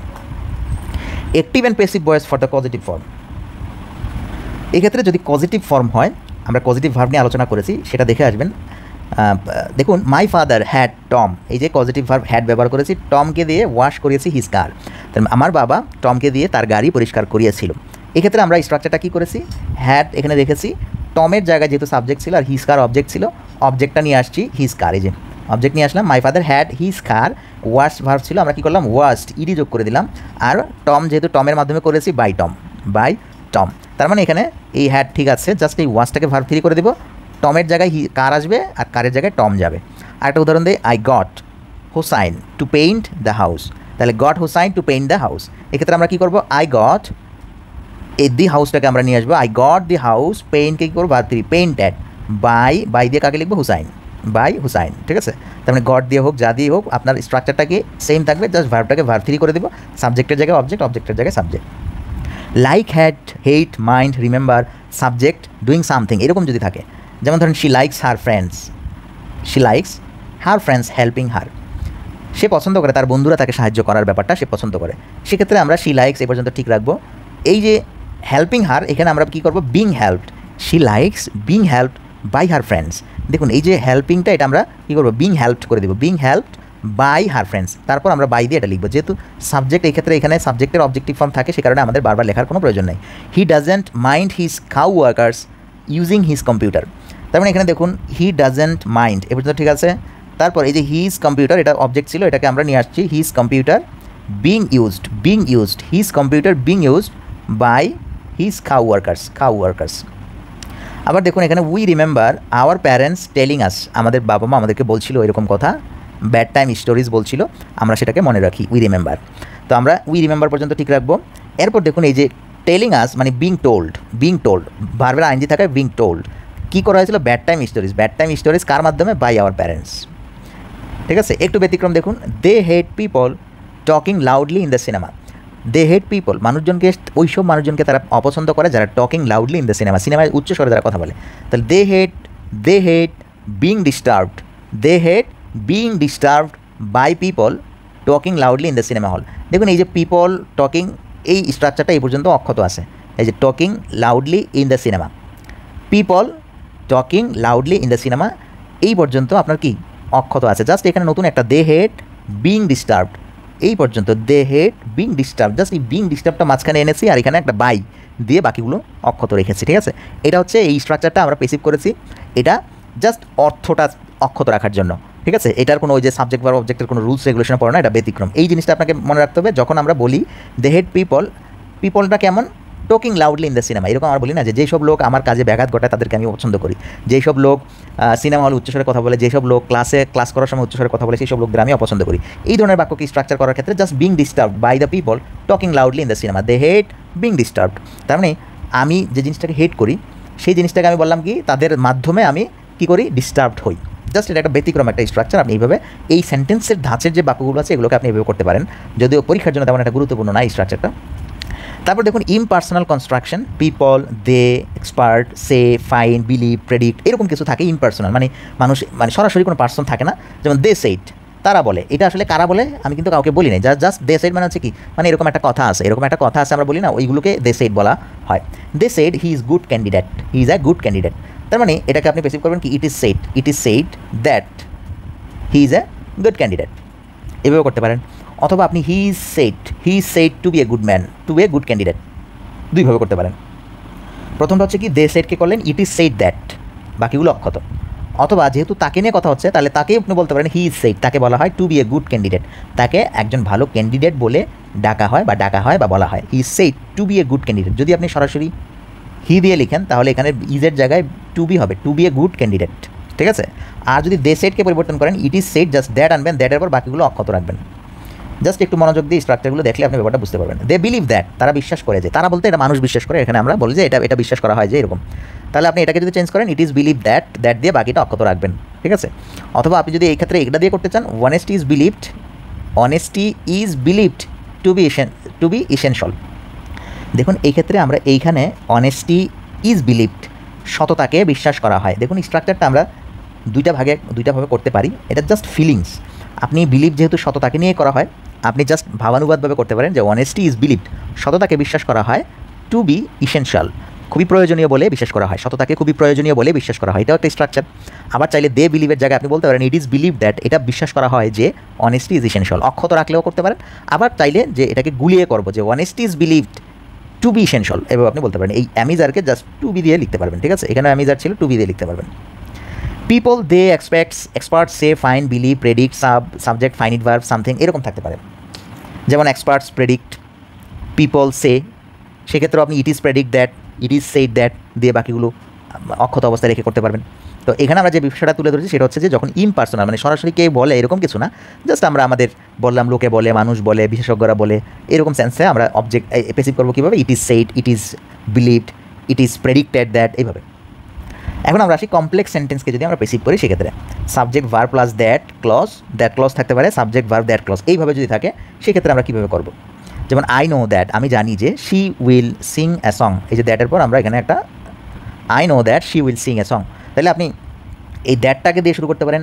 দ্যাট দিয়ে প্রথমে আপনি দ্যাট লিখলেন, এরপর এই জায়গার স্ট্রাকচারটাকে চেঞ্জ করে দেবেন। আর song will be sung by her is known to me, just I know এই জিনিসটা জানেন, এই জিনিসটাকে পেসিভ করে ইজ নোন টু মি, এভাবে করা যায়। আবার চাইলে আপনি আই নো বলছেন তো আপনি বলতে পারেন it is known to me, এটাও পেসিভ হয়ে গেল। That a song will be sung by her, it is known to me that a song will be sung by her, এভাবে করতে পারেন। They think that we will do the job, তারা মনে করে যে আমরা এই জবটা করব, তার মানে আপনি দ্যাট দিয়ে বলতে পারেন that the job will be done by us is thought by them, think থেকে thought, is thought by them, এভাবে করতে পারেন। WS word clause instead of that ছাড়া, যদি দ্যাট, এখানে আমি দ্যাট ক্লজ দেখিয়েছি, এখানে ছিল দ্যাট ক্লজ, ঠিক আছে, উপরে ছিল দ্যাট ক্লজ, কিন্তু দ্যাট ক্লজ ছাড়াও তো কমপ্লেক্স সেন্টেন্স হতে পারে, ডাব্লিউএস ওয়ার্ড দিয়ে হতে পারে।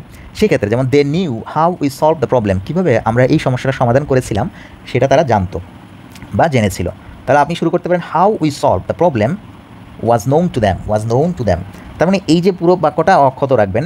এই ক্ষেত্রে ডাব্লিউএস ওয়ার্ড দিয়ে শুরু হলে জাস্ট একটা পার্টকে পেসিভ করবেন, দুইটাকে না, যেমন আগে দ্যাট ক্লজ দিয়ে শুরু হয়েছে, দুইটা পার্টকে আমরা পেসিভ করেছি, এক্ষেত্রে আপনি একটা পার্টকে করবেন। How we solve the problem, কীভাবে আমরা সমস্যাটা সমাধান করেছিলাম, তারপর নিউ তো, তার মানে ওয়াজ নোন টু দ্যাম, নোনের ক্ষেত্রে টু দ্যাম হয়, টু হয়, বাই হয় না। এরপর দেখুন that clause but not transitive clause, যেটা ট্রানজিটিভ না, এক্ষেত্রে কিন্তু এখানে আরেকটা জিনিস ছিল, সেটা হচ্ছে কি transitive clause, that plus transitive clause, কিন্তু যদি ট্রানজিটিভ না হয় সেক্ষেত্রে কীভাবে করবেন, সেই ক্ষেত্রে নিয়ম হচ্ছে দে কনসিডার দ্যাট, তারা কনসিডার করেছে দ্যাট হি ইজ অনেস্ট, সে হচ্ছে কি সৎ, তাহলে it is considered by them he is honest, that he is honest, ওই পরের বাক্যটা অক্ষত রাখবেন, এটারও পেসিভ করার দরকার নেই। আর নর্মালি হি ইজ অনেস্ট, এটা তো পেসিভ হয়ই না। She knows that the news is good, তার মানে দ্য নিউজ ইজ গুড, এটাকে অক্ষত রাখবেন। শি নোজ দ্যাট, এটাকে আপনি বলতে পারেন that the news is good is known to her, she knows মানে কি ইজ নোন টু হার, এই যে দ্যাটের পর যে ক্লজটা আছে এটাকে আমি অবজেক্ট লিখলাম, অবজেক্ট লিখে ভার্ব লিখলাম ইজ, আর নোজকে করে দিলাম কি নোন, আর টু হার, নোন থাকলে টু হয়, টু হার। এরপর দেখুন যদি এরকম হয় তাহলে convert the main clause to passive voice, leave the dependent clause unchanged. এই ক্ষেত্রে যেমন যদি ডাব্লিউএস ওয়ার্ড দিয়ে এইরকম হয়, যেমন ওয়েন দিয়ে হতে পারে, ওয়ার দিয়ে হতে পারে, when the car broke down the mechanic quickly repaired it, when the car broke down, main ক্লজকে পেসিভ করবেন আর বাকিগুলোকে কি সেম রেখে দিবেন। এক্ষেত্রে দেখুন আমরা এই জায়গায় বলেছিলাম দ্যাট ক্লজ হবে ট্রানজিটিভ নট ট্রানজিটিভ, আর আগে বলেছিলাম ডাব্লিউএস ওয়ার্ড ক্লজ যদি থাকে ইনস্টেড অফ দ্যাটের পরিবর্তে যদি ডাব্লিউএস ক্লজ থাকে তাহলে এটাকে আনচেঞ্জ রাখবেন। ঠিক সেমভাবে এই রুলসটা এখানে যদি ডাব্লিউএস ওয়ার্ড দিয়ে কোনো ক্লজ শুরু হয় তাহলে সেটাকে কী করবেন, আনচেঞ্জ রাখবেন, আর মেইন ক্লজটাকে চেঞ্জ করবেন। যেমন when the car broke down the mechanic quickly repaired it, তার মানে when the car broke down, এই যে দেখুন এটা আনচেঞ্জ রেখেছি, জাস্ট পরেরটাকে আপনি পেসিভ করবেন, it was quickly repaired by the mechanic. ঠিক আছে, কনভার্ট দ্য বোথ ক্লজ, এবার আপনি বোথ ক্লজকে কী করতে পারবেন, কনভার্ট করতে পারবেন পেসিভে। যেমন after the chef prepare the meal the guest enjoyed it. এক্ষেত্রে দেখুন আফটার দিয়ে আমি করলাম কি the meal was prepared, passive করে দিলাম বাই দ্য শেফ, এবং এই যে দ্য গেস্ট এনজয় ইট, তার মানে ইট ওয়াজ এনজয়েড বাই দ্য গেস্ট, দেখুন এই ব্যাপারটা বুঝেছেন কিনা। আমরা এখানে বলছি কি যে দুটি ক্লজ থাকে ডাব্লিউএস ওয়ার্ড দিয়ে, যদি একটা ক্লজে ইনট্রানজিটিভ ভার্ব, দেখুন এখানে ইনট্রানজিটিভ ভার্ব কার ব্রোক ডাউন, তার মানে এটাকে আপনার পেসিভ করার কোনো দরকার নেই, আর এখানে ট্রানজিটিভ ভার্ব এবং কি অবজেক্ট আছে, সেক্ষেত্রে আপনি কী করবেন, দুটাকেই পেসিভ করে দিবেন। আর একটা উদাহরণ যেমন although the team face challenges, এই যে চ্যালেঞ্জেস অবজেক্ট, এই কারণে এটাকেও পেসিভ করবেন। সাকসেসফুলি কমপ্লিটেড দ্য প্রজেক্ট, এটাকেও পেসিভ করবেন। ঠিক আছে, কম্পাউন্ড সেন্টেন্স যদি হয়, কম্পাউন্ড সেন্টেন্সের ক্ষেত্রে উভয় ক্লজেরই পেসিভ করতে হয়, উভয়কেই কী করতে হবে, পেসিভ করতে হবে। যেমন the company design the product and the factory manufactured it, কম্পাউন্ডে কী করতে হবে উভয়কে, তাহলে the company design the product, এই যে অবজেক্ট আছে, the product was designed by the company and আর অ্যান্ডের পর যে সেন্টেন্স আছে সেটাকে পেসিভ করবেন and it was manufactured by the factory. দেখুন আমরা এইখানে কিছু সেন্টেন্স ভার্ব তুলে ধরেছি, যেসব ভার্বের ক্ষেত্রে আপনি উইথ বসাবেন, যেসব ভার্বের ক্ষেত্রে আপনি অ্যাড বসাবেন, এরকম আছে। যেমন ধরেন প্লিজডের ক্ষেত্রে উইথ বসাবেন, আমরা সবসময় বাই বসাবো এরকম না। কিছু কিছু জায়গায় আপনি কী করতে পারবেন, কিছু কিছু জায়গায় উইথ বসে, কিছু কিছু জায়গায় অ্যাড বসে, এখানে সেই ভার্বগুলো তুলে ধরেছে। যেমন pleased with, satisfied with, delighted with. এখানে আমি পেসিভ, অ্যাক্টিভ এবং পেসিভের দুটো দেখিয়েছি। দেখুন the results of his hard work pleased him, he was pleased with the result of his hard work. এখানে ভার্বগুলো তুলে ধরা হয়েছে, ভার্বগুলো আপনি বারবার পড়বেন এবং স্ট্রাকচারগুলো দেখবেন, চর্চা করবেন। ডিসগাস্টেড অ্যাট, বিরক্ত, তার মানে এই ক্ষেত্রে যে ভার্বগুলো আছে সেগুলোর ক্ষেত্রে অ্যাড বসে, ঠিক আছে। এক্ষেত্রে কি অ্যাড বসে। যেমন the sight of the dirty room disgusted them, তাদেরকে ডিসগাস্ট করেছিল। They were disgusted at the sight of the dirty room, তাহলে এখানে অ্যাড বসেছে। তার মানে কিছু ভার্ব আছে যেগুলোর সাথে আপনার অ্যাড বসে, ঠিক আছে। এক্ষেত্রে একটু মনে রাখবেন, এখানে একটু ভুল হয়ে গেছে, সেটা হচ্ছে কি উইথ বলেছে, এটা আসলে কী হবে অ্যাড, যেহেতু অ্যাড নিয়ে আলোচনা করেছি এখানে অ্যাড হবে, সবগুলো কী হবে অ্যাড। এরপর আমরা চলে যাই, দেখুন এখানে নোন টু আর হচ্ছে নোন বাই, এই দুটোর মধ্যে একটু পার্থক্য দেখিয়েছি যে আসলে এটা কি। Known to, something or someone is recognised or familiar to I specific group of people, কারো কাছে পরিচিত বা কারো জানা, এরকম অর্থে আমরা নোন টু বলি। যেমন নোন টু মি, এটা আমার কাছে পরিচিত, আমার জানা, এরকম। তাহলে নোন বাই কখন হবে, something or someone is identification or recognition through a specific name or title, কোনো টাইটেল দ্বারা যদি কেউ পরিচিত হয়। যেমন the singer is known by her fans as the queen of pop, গায়িকা তার ভক্তদের কাছে পপের রানী নামে পরিচিত। দেখুন এই যে নোন বাই হার ফ্যান্স, এই যে তাদের দ্বারা পরিচিত, মানে আপনি পরিচিত না, আপনার পরিচিত না, কারো দ্বারা আপনি পরিচিত, এরকম হয় না। ব্যাপারটা হচ্ছে কি the singer is known by her fans, তার ফ্যানদের মাধ্যমে পরিচিত। আর নোন টু মি মানে আমার কাছে পরিচিত কীভাবে, ঠিক আছে। তার মানে দুইটা বিষয় কি, একটা হচ্ছে যে the secret is known two only a few trusted individuals, এই গোপনটা এদের কাছে জানা। আর নোন বাই হচ্ছে কি এদের মাধ্যমে জানা, তার মানে এদের মাধ্যমে জানা আর এদের কাছে জানা হচ্ছে নোন টু এবং নোন বাইয়ের পার্থক্য। নোন টু মি মানে হচ্ছে আমার কাছে জানা, নোন বাই সামওয়ান হচ্ছে কারো মাধ্যমে জানা, ঠিক আছে। The author is well known by his pen name, তার পেন নেম দ্বারা সে কি পরিচিত, প্যান নেম দ্বারা সে পরিচিত। আর টু সামবডি হচ্ছে কি কারো কাছে পরিচিত, ঠিক আছে। এই ব্যাপারটা আশা করি বুঝতে পেরেছেন। Some verbs which are very frequently used in the passive are followed by to infinitive, যেমন be suppose to, be expected to, be invited to, এগুলো টু ইনফিনিটিভ দিয়ে ব্যবহৃত হয়। যেমন জন হ্যাজ বিন আস্কড, এটা পেসিভের পর টু বসে। দেখুন আর সাপোজ কি পেসিভের পর কী বসতেছে, টু বসতেছে। ইজ শিডিউলড, বা এই যে শিডিউলড এখানে বসেছে, এটার পর কী বসতেছে, টু, ঠিক আছে। তার মানে কিছু কিছু ভার্ব আছে যারা অলরেডি পেসিভ কিন্তু টু বসে, এগুলো হচ্ছে কি ইনফিনিটিভ টু, এটা কিন্তু ওই বাইয়ের টু না, মানে বাই মি এটা না, এটা জাস্ট পেসিভের সাথে এটা লেগে আছে টু, আপনাকে এখানে টু লিখে ভার্বের সাথে বেস ফর্ম ব্যবহার করতে হবে। এটা দেখুন আমরা এরপর চলে আসি যে অ্যাক্টিভ থেকে পেসিভ করবেন ইয়েস নো কোশ্চেন।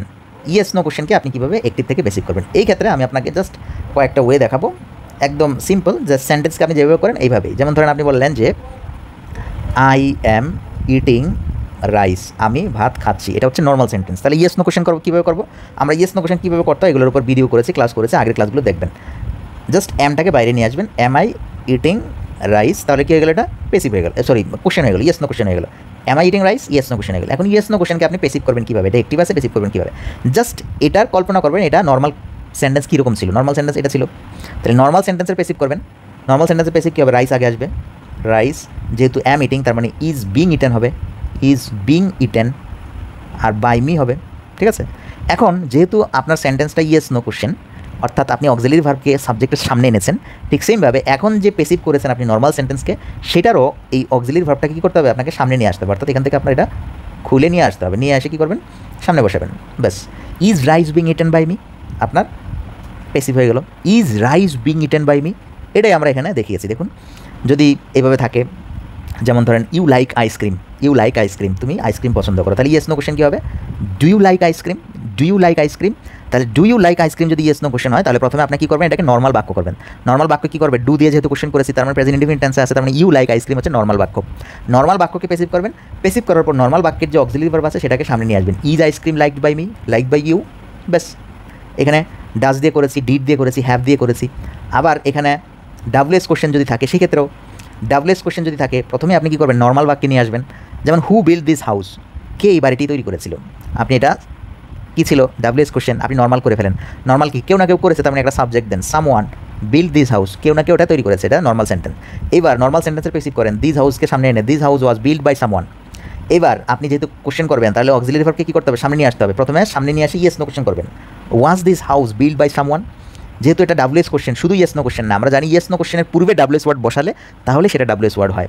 তাহলে প্রথমে আপনি ইয়েস নো কোশ্চেন করলেন, এই ওয়াজটাকে এখান থেকে বের করে নিয়ে আসলেন, was this house build by someone. এরপর আপনি যেহেতু replace by someone with whom, এখন আপনি আগের মতো এই যে সামওয়ান কার পরিবর্তে লিখেছিলেন, হু এর পরিবর্তে লিখেছিলেন, তাহলে এখানে যেহেতু সামওয়ান আছে এটাকে চেঞ্জ করতে হবে, হুকে চেঞ্জ করতে হয় কী দিয়ে, পেসিভ করতে হলে হুম দিয়ে চেঞ্জ করতে হয়। জাস্ট সামওয়ানের জায়গায় হুম বসাবেন। Who was this house build by whom, was this house build by whom, এই যে বাই হোম পর্যন্ত হয়েছে। এবার আপনি বাই হোমটাকে, যেহেতু আমরা ডাব্লিউএস ওয়ার্ড কোথায় বসাই, মানে ইয়েস নো কোশ্চেনের পূর্বে বসাই, তাহলে পুরো বাই হোমটাকে সামনে এনে বসাবেন। By whom was this house build, এই বাড়িটি কার মাধ্যমে তৈরি হয়েছিল, ঠিক আছে। তার মানে হু থাকলে বাই হোম, হু থাকলে চেঞ্জ হয় হুমে, আবার হুম থাকলে হুতে পরিণত হয়, চেঞ্জ হয় পেসিভ স্ট্রাকচারে। ব্যাপারটা আশা করি বুঝতে পেরেছি। এখানে কয়েকটা স্টেপে আমরা এই কাজটা করেছি, আমি আপনাকে একটু ব্যাপারটা ক্লিয়ার করি। ধরেন আপনি লিখলেন হু হু, এবার আমরা অক্সিলারি ভার্ব নিয়ে আসি একটা। ধরেন বললাম যে হু, আচ্ছা অক্সিলারি ভার্ব এখানে না আনি, আমরা এখানে নর্মালি বাক্য দিয়ে লিখি যে হু রাইট দ্য লেটার। আমরা দি লেটার না লিখে একটু সংক্ষেপে লিখি আর কি, যাতে আমাদের কাজটা করতে সহজ হয়। হু রাইট ইট, এটা হচ্ছে আমাদের ডাব্লিউএস কোশ্চেন। এখন বলছে যে এটা আপনি পেসিভ করেন, তাহলে এটা পেসিভ করতে গেলে আপনি প্রথমে কী করবেন, যে এটা আসলে নর্মাল সেন্টেন্স কীরকম ছিল। নর্মাল সেন্টেন্স হু রাইট ইট কে এটা লিখে, অথবা হু রোট ইট লিখতে পারেন। টেন্স যে কোনো টেন্স হতে পারে, যে কোনো টেন্সের পেসিভ আপনি কীভাবে করেন এটা আপনারা অলরেডি আলোচনা করেছি, আপনারা জানেন, ধরে নিলাম। হু রাইট ইট, এক্ষেত্রে যদি আমি নর্মাল সেন্টেন্সটা ক্লিয়ার করি, তার মানে এখানে একটা উত্তর আসবে। ধরেন লিখলাম যে হি রাইট ইট, এই ক্ষেত্রে অ্যাস বা ইয়েস আসবে, যেহেতু হি লিখছি, হি রাইটস ইট, এটা হচ্ছে নর্মাল সেন্টেন্স। আর এটা হচ্ছে কি কোশ্চেন, এটা হচ্ছে কোশ্চেন। তাহলে প্রথম স্টেপ হচ্ছে এটা নর্মাল করে ফেলবেন। নর্মাল করে ফেলার পর এটাকে কী করবেন, আপনি এটাকে পেসিভ করবেন। তাহলে it is written by him, ঠিক আছে। এখন দেখুন এখানে কিন্তু বাই হিম ছিল না, মানে এখানে কিন্তু হু ছিল। তার মানে এখানে আপনি কী করবেন, এই হিমের পরিবর্তে কি লিখবেন, বাই, আমরা জানি হুকে পেসিভে কী করতে হয়, হুম, বাই হুম, ঠিক আছে। এই এরপর যেহেতু এটা কোশ্চেন ছিল, কোশ্চেন করতে গেলে নর্মাল সেন্টেন্সকে, এখনই নর্মাল সেন্টেন্সটাকে আপনি জাস্ট কোশ্চেন করবেন। কোশ্চেন করতে গেলে প্রথমে আপনার কী করতে হয়, এখানকার যে অক্সিলারি ভার্ব আছে এটাকে সামনে নিয়ে আসতে হয়। আমরা নিয়ে আসলাম সামনে ইজ, এই হলো subject, is it written by whom. দেখুন এটা হচ্ছে কি এখন ইয়েস নো কোশ্চেন। এখন এটাকে আমি কিন্তু ইয়েস নো কোশ্চেন করবো না, এটা কিন্তু ডাব্লিউএস কোশ্চেন ছিল। মনে রাখবেন ডাব্লিউএস কোশ্চেনে অবশ্যই ডাব্লিউএস ওয়ার্ডটা প্রথমে থাকতে হয়। তাহলে আপনি এবার এটাকে প্রথমে নিয়ে আসেন, বাই হোম, এই যে নিয়ে আসলাম, আর বাকিগুলো বসিয়ে দেন, by whom is it written, হয়ে গেল by whom is it written. কার দ্বারা এটা লেখা হয়, by whom is it written. এটা হচ্ছে স্টেপগুলো ফলো করে পেসিভ ডাব্লিউএস কোশ্চেনগুলোকে পেসিভ করার একটা সিস্টেম। অর্থাৎ এই বাক্যটার পেসিভ হচ্ছে কোনটা, এটা। ওকে, আশা করি এই স্টেপগুলো এখানে আমি প্রত্যেকটা সেন্টেন্সের ক্ষেত্রে দেখিয়েছি। দেখুন হো সলভ দ্য চ্যালেঞ্জ, এখানে প্রথম স্টেপ, পরের স্টেপ, সেকেন্ড স্টেপ, এভাবে প্রত্যেকটা বাক্য দেখুন এখানে এখানে এখানে এখানে আপনার জন্য রেখেছি, আপনি করবেন। এরপর দেখুন changing the voice of WS question whom to who. এবার যদি হোম দিয়ে থাকে তাহলে হুতে নেবেন আগের মতোই। যদি সাবজেক্ট কোশ্চেনে হোম থাকে তাহলে পেসিভে হু হবে, আর কোশ্চেনে হু থাকলে পেসিভে হুম হবে। এই হুম ডু ইউ লাইক, তাহলে নর্মাল সেন্স হচ্ছে কি, ইউ লাইক সামওয়ান, কাকে তুমি পছন্দ করো, তাহলে উত্তর হিসেবে একটা দিয়ে আমি নর্মাল সেন্টেন্স করলাম। এবার নর্মাল সেন্টেন্সকে পেসিভ করলাম। এবার যেহেতু হুম ছিল তার মানে হু লিখবো, who is liked by you. এক্ষেত্রে হুম থাকলে হু হবে, এক্ষেত্রে বাই হুমের দরকার নেই। বাই হুম হবে কখন, যখন অবজেক্ট হবে। অর্থাৎ এই ক্ষেত্রে যদি হুকে আপনি পেসিভ করেন তাহলে বাই হুম হবে, কিন্তু হুমকে করলে শুধু হু হবে, এখানে কিন্তু বাই হু হবে না, এটা মনে রাখবেন। হু কখনোই প্রেপোজিশন নেয় না, হু সরাসরি বসে, ঠিক আছে। হুম প্রেপোজিশন নেয়, এই কারণে বাই হুম বসানো যায়, কিন্তু হু কখনোই প্রেপোজিশন নেয় না, ঠিক আছে। হুম ডাজ শি ট্রাস্ট, এখানে দেখুন প্রত্যেকটা স্ট্রাকচার দেওয়া আছে এবং স্টেপ বাই স্টেপ সলিউশন করা আছে। Changing the voice of WS question word, যদি ওয়ার্ড থাকে, ওয়ার্ড দিয়ে শুরু হয়, সেক্ষেত্রে সেম ওয়ার্ড থাকলে, যেমন ধরেন আমি একটা সেন্টেন্স লিখলাম প্রথমে, হোয়াট মোটিভেটস ইউ, কী তোমাকে মোটিভেট করে, তাহলে নর্মাল সেন্টেন্স উত্তর দিবেন কোন একটা সেন্টেন্স দিয়ে, সামওয়ান সামথিং মোটিভেটস ইউ। এবার এটার পেসিভ করবেন, এবার এটার ইয়েস নো কোশ্চেন করবেন, ঠিক আছে। Are you motivated by something, এবার সামথিংকে কী করবেন, ওয়ার্ড দিয়ে রিপ্লেস করবেন, কারণ ওয়ার্ডের জায়গায় আপনি সামথিং লিখেছিলেন। Are you motivated by what, এইবার আপনি এই বাই হোয়াটটাকে এখানে নিয়ে আসবেন, by what are you motivated. Word থাকলে বাই হোয়াট হবে, ওয়ার্ডের জায়গায় আমরা প্রেপোজিশন আনতে পারি, ঠিক আছে। ওয়ার্ডের জায়গায় কি আমরা প্রেপোজিশন আনতে পারি, এখানে বাই হোয়াট লিখেছে, ঠিক আছে। বাই হোয়াট, তার মানে বাই হোয়াট দিয়ে আপনি এখানে পুরো বাক্যটা পেসিভ করবেন। এবার যদি ওয়ার্ড থাকে, টু ওয়ার্ড, ওয়ার্ড থাকলে কোন দিকে যাবে, যেমন ধরুন হোয়াট ডু ইউ ওয়ান্ট, তুমি কী চাও। এবার আমি অবজেক্ট আকারে লিখেছি ইউ হোয়াট ডু ইউ ইট, তুমি কী খাও, ইউ ইট সামথিং, এই সামথিংয়ে অবজেক্টের জায়গায় লিখেছি। এবার এটাকে পেসিভ করেন something is eaten by you, এরপরে সামথিংয়ের জায়গায় জাস্ট হোয়াট লিখবেন, what is eaten by you, what is eaten by you. দেখুন এই ক্ষেত্রে ডাব্লিউএস ওয়ার্ড ওয়ার্ড দিয়ে শুরু হলেও আমরা কিন্তু বাই লিখিনি। কেন লিখিনি? কারণ এই ক্ষেত্রে হোয়াট ডু ইউ ইট, তুমি কী খাও, I eat something, you eat something, এই সামথিংয়ের জায়গায় যেহেতু হোয়াট লিখেছি, কারো দ্বারা না, কোনো কিছুর দ্বারা না, এই ক্ষেত্রে আমরা এই জন্য বাই আনিনি। এখানে বাই ছিল একটা দ্বারা অর্থে, যেমন হোয়াট মোটিভেটেড ইউ, কী তোমাকে মোটিভেট করে, মানে কিসের দ্বারা তুমি মোটিভেটেড হও, কিসের দ্বারা তুমি মোটিভেটেড হও, এই কারণে এখানে বাই এসেছে। বাট এইখানে তুমি কী চাও, আমি এটা চাই, জাস্ট সিম্পলি একটা উত্তর আসছে, এখানে কোনো প্রেপোজিশন আসে না, যে কারণে আমরা এখানে প্রেপোজিশন বসাইনি, প্রত্যেকটা দেখুন প্রেপোজিশন বাদে।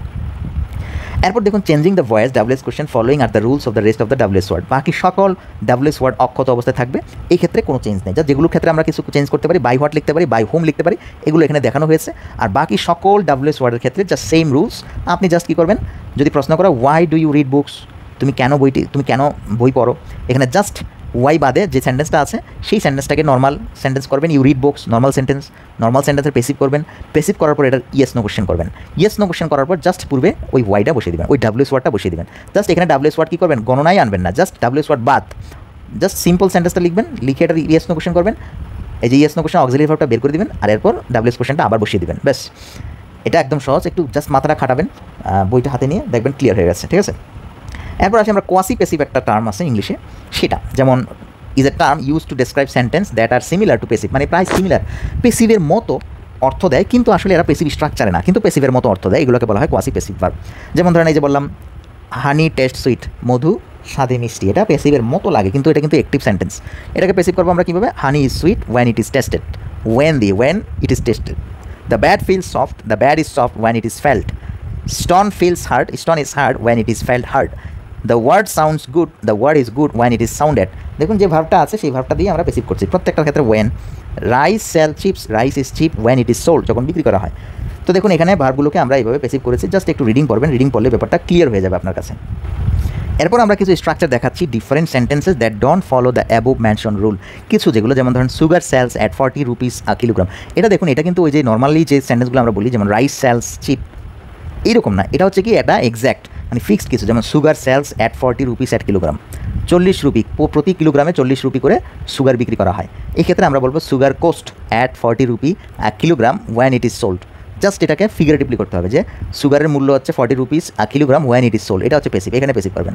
দ্য ক্লথ সেল অ্যাট এত rupees per metre, the cloth cost মানে কি এই ক্লথের মূল্য হয় 100 rupee per metre when it is sold, যখন এটা বিক্রি করা হয় তখন এর মূল্য হয় এত। অ্যাক্টিভের সেন্টেন্সটা হচ্ছে ক্লথ বিক্রি করা হয় 100 রুপিতে, আর পেসিভ হচ্ছে ক্লথের মূল্য হয় 100 রুপি যখন এটা বিক্রি করা হয়। দ্য বুক রিডস ওয়েল, বইটা ভালো পড়ে, মানে ভালো পড়ার জন্য খুবই ভালো। The book is well read, দেখুন এই রিডকে ভার্ব 3 করে দিলাম, the book is well read. অ্যাক্টিভে বলতে পারেন দ্য ডোর ওপেন্স ইজিলি, দরজাটা খুব সহজে খোলা যায় বা খুলে। The door is easily opened, ed, the door is easily opened, quasi passive এভাবে করতে পারেন। দ্য প্রবলেম রিমেইনস আনসলভড, আপনি বলতে পারেন the problem is unsolved. The question remains unanswered, আপনি বলতে পারেন the question is unanswered. The task remains undone, আপনি বলতে পারেন দ্য টাস্ক ইজ আনডান। ঠিক আছে, এই হচ্ছে আমাদের অ্যাক্টিভ থেকে পেসিভের যে স্ট্রাকচারগুলো দেখালাম। বেসিকলি এগুলোই আপনি যদি পত্রিকা পড়েন কিংবা পরীক্ষার হলে যান, এখান থেকেই দেখবেন কমন আসে। বিশেষ করে প্রশ্নের ব্যাপারগুলো একটু বেশি আসে। আমি এখানে চেষ্টা করেছি পুরো ব্যাপারটা তুলে ধরার। এখানে প্রত্যেকটা টাইপস আকারে সুন্দর করে প্রত্যেকটা টাইপস আকারে এবং উদাহরণ সহ ব্যাখ্যা করা হয়েছে। আপনি জাস্ট যারা বইটা নিয়েছেন বইটা খুলে আপনি এই ক্লাসটা দেখার পর জাস্ট মিলিয়ে দেখেন যে আমি যে আলোচনাগুলো করেছি সেগুলো এখানে ঠিকঠাক মতো আপনি বুঝতে পারছেন কিনা, মিলাতে পারছেন কিনা। ঠিক আছে, তো আশা করি ব্যাপারটা বুঝতে পেরেছেন। অনেক বড় ক্লাস হয়ে গেছে। ধন্যবাদ। যদি কোনো কোশ্চেন থাকে কমেন্টে করবেন কিংবা আমার ইনবক্সে করবেন। আমার ফেসবুক আইডি হচ্ছে এই যে রাজিবুল হক রাজ, এই নামে সার্চ করলে আমাকে পাওয়া যাবে। ফেসবুক আইডিতে ইনবক্স করবেন। ওকে, দেখা হচ্ছে নেক্সট ক্লাসে। সে পর্যন্ত ভালো থাকবেন, সুস্থ থাকবেন।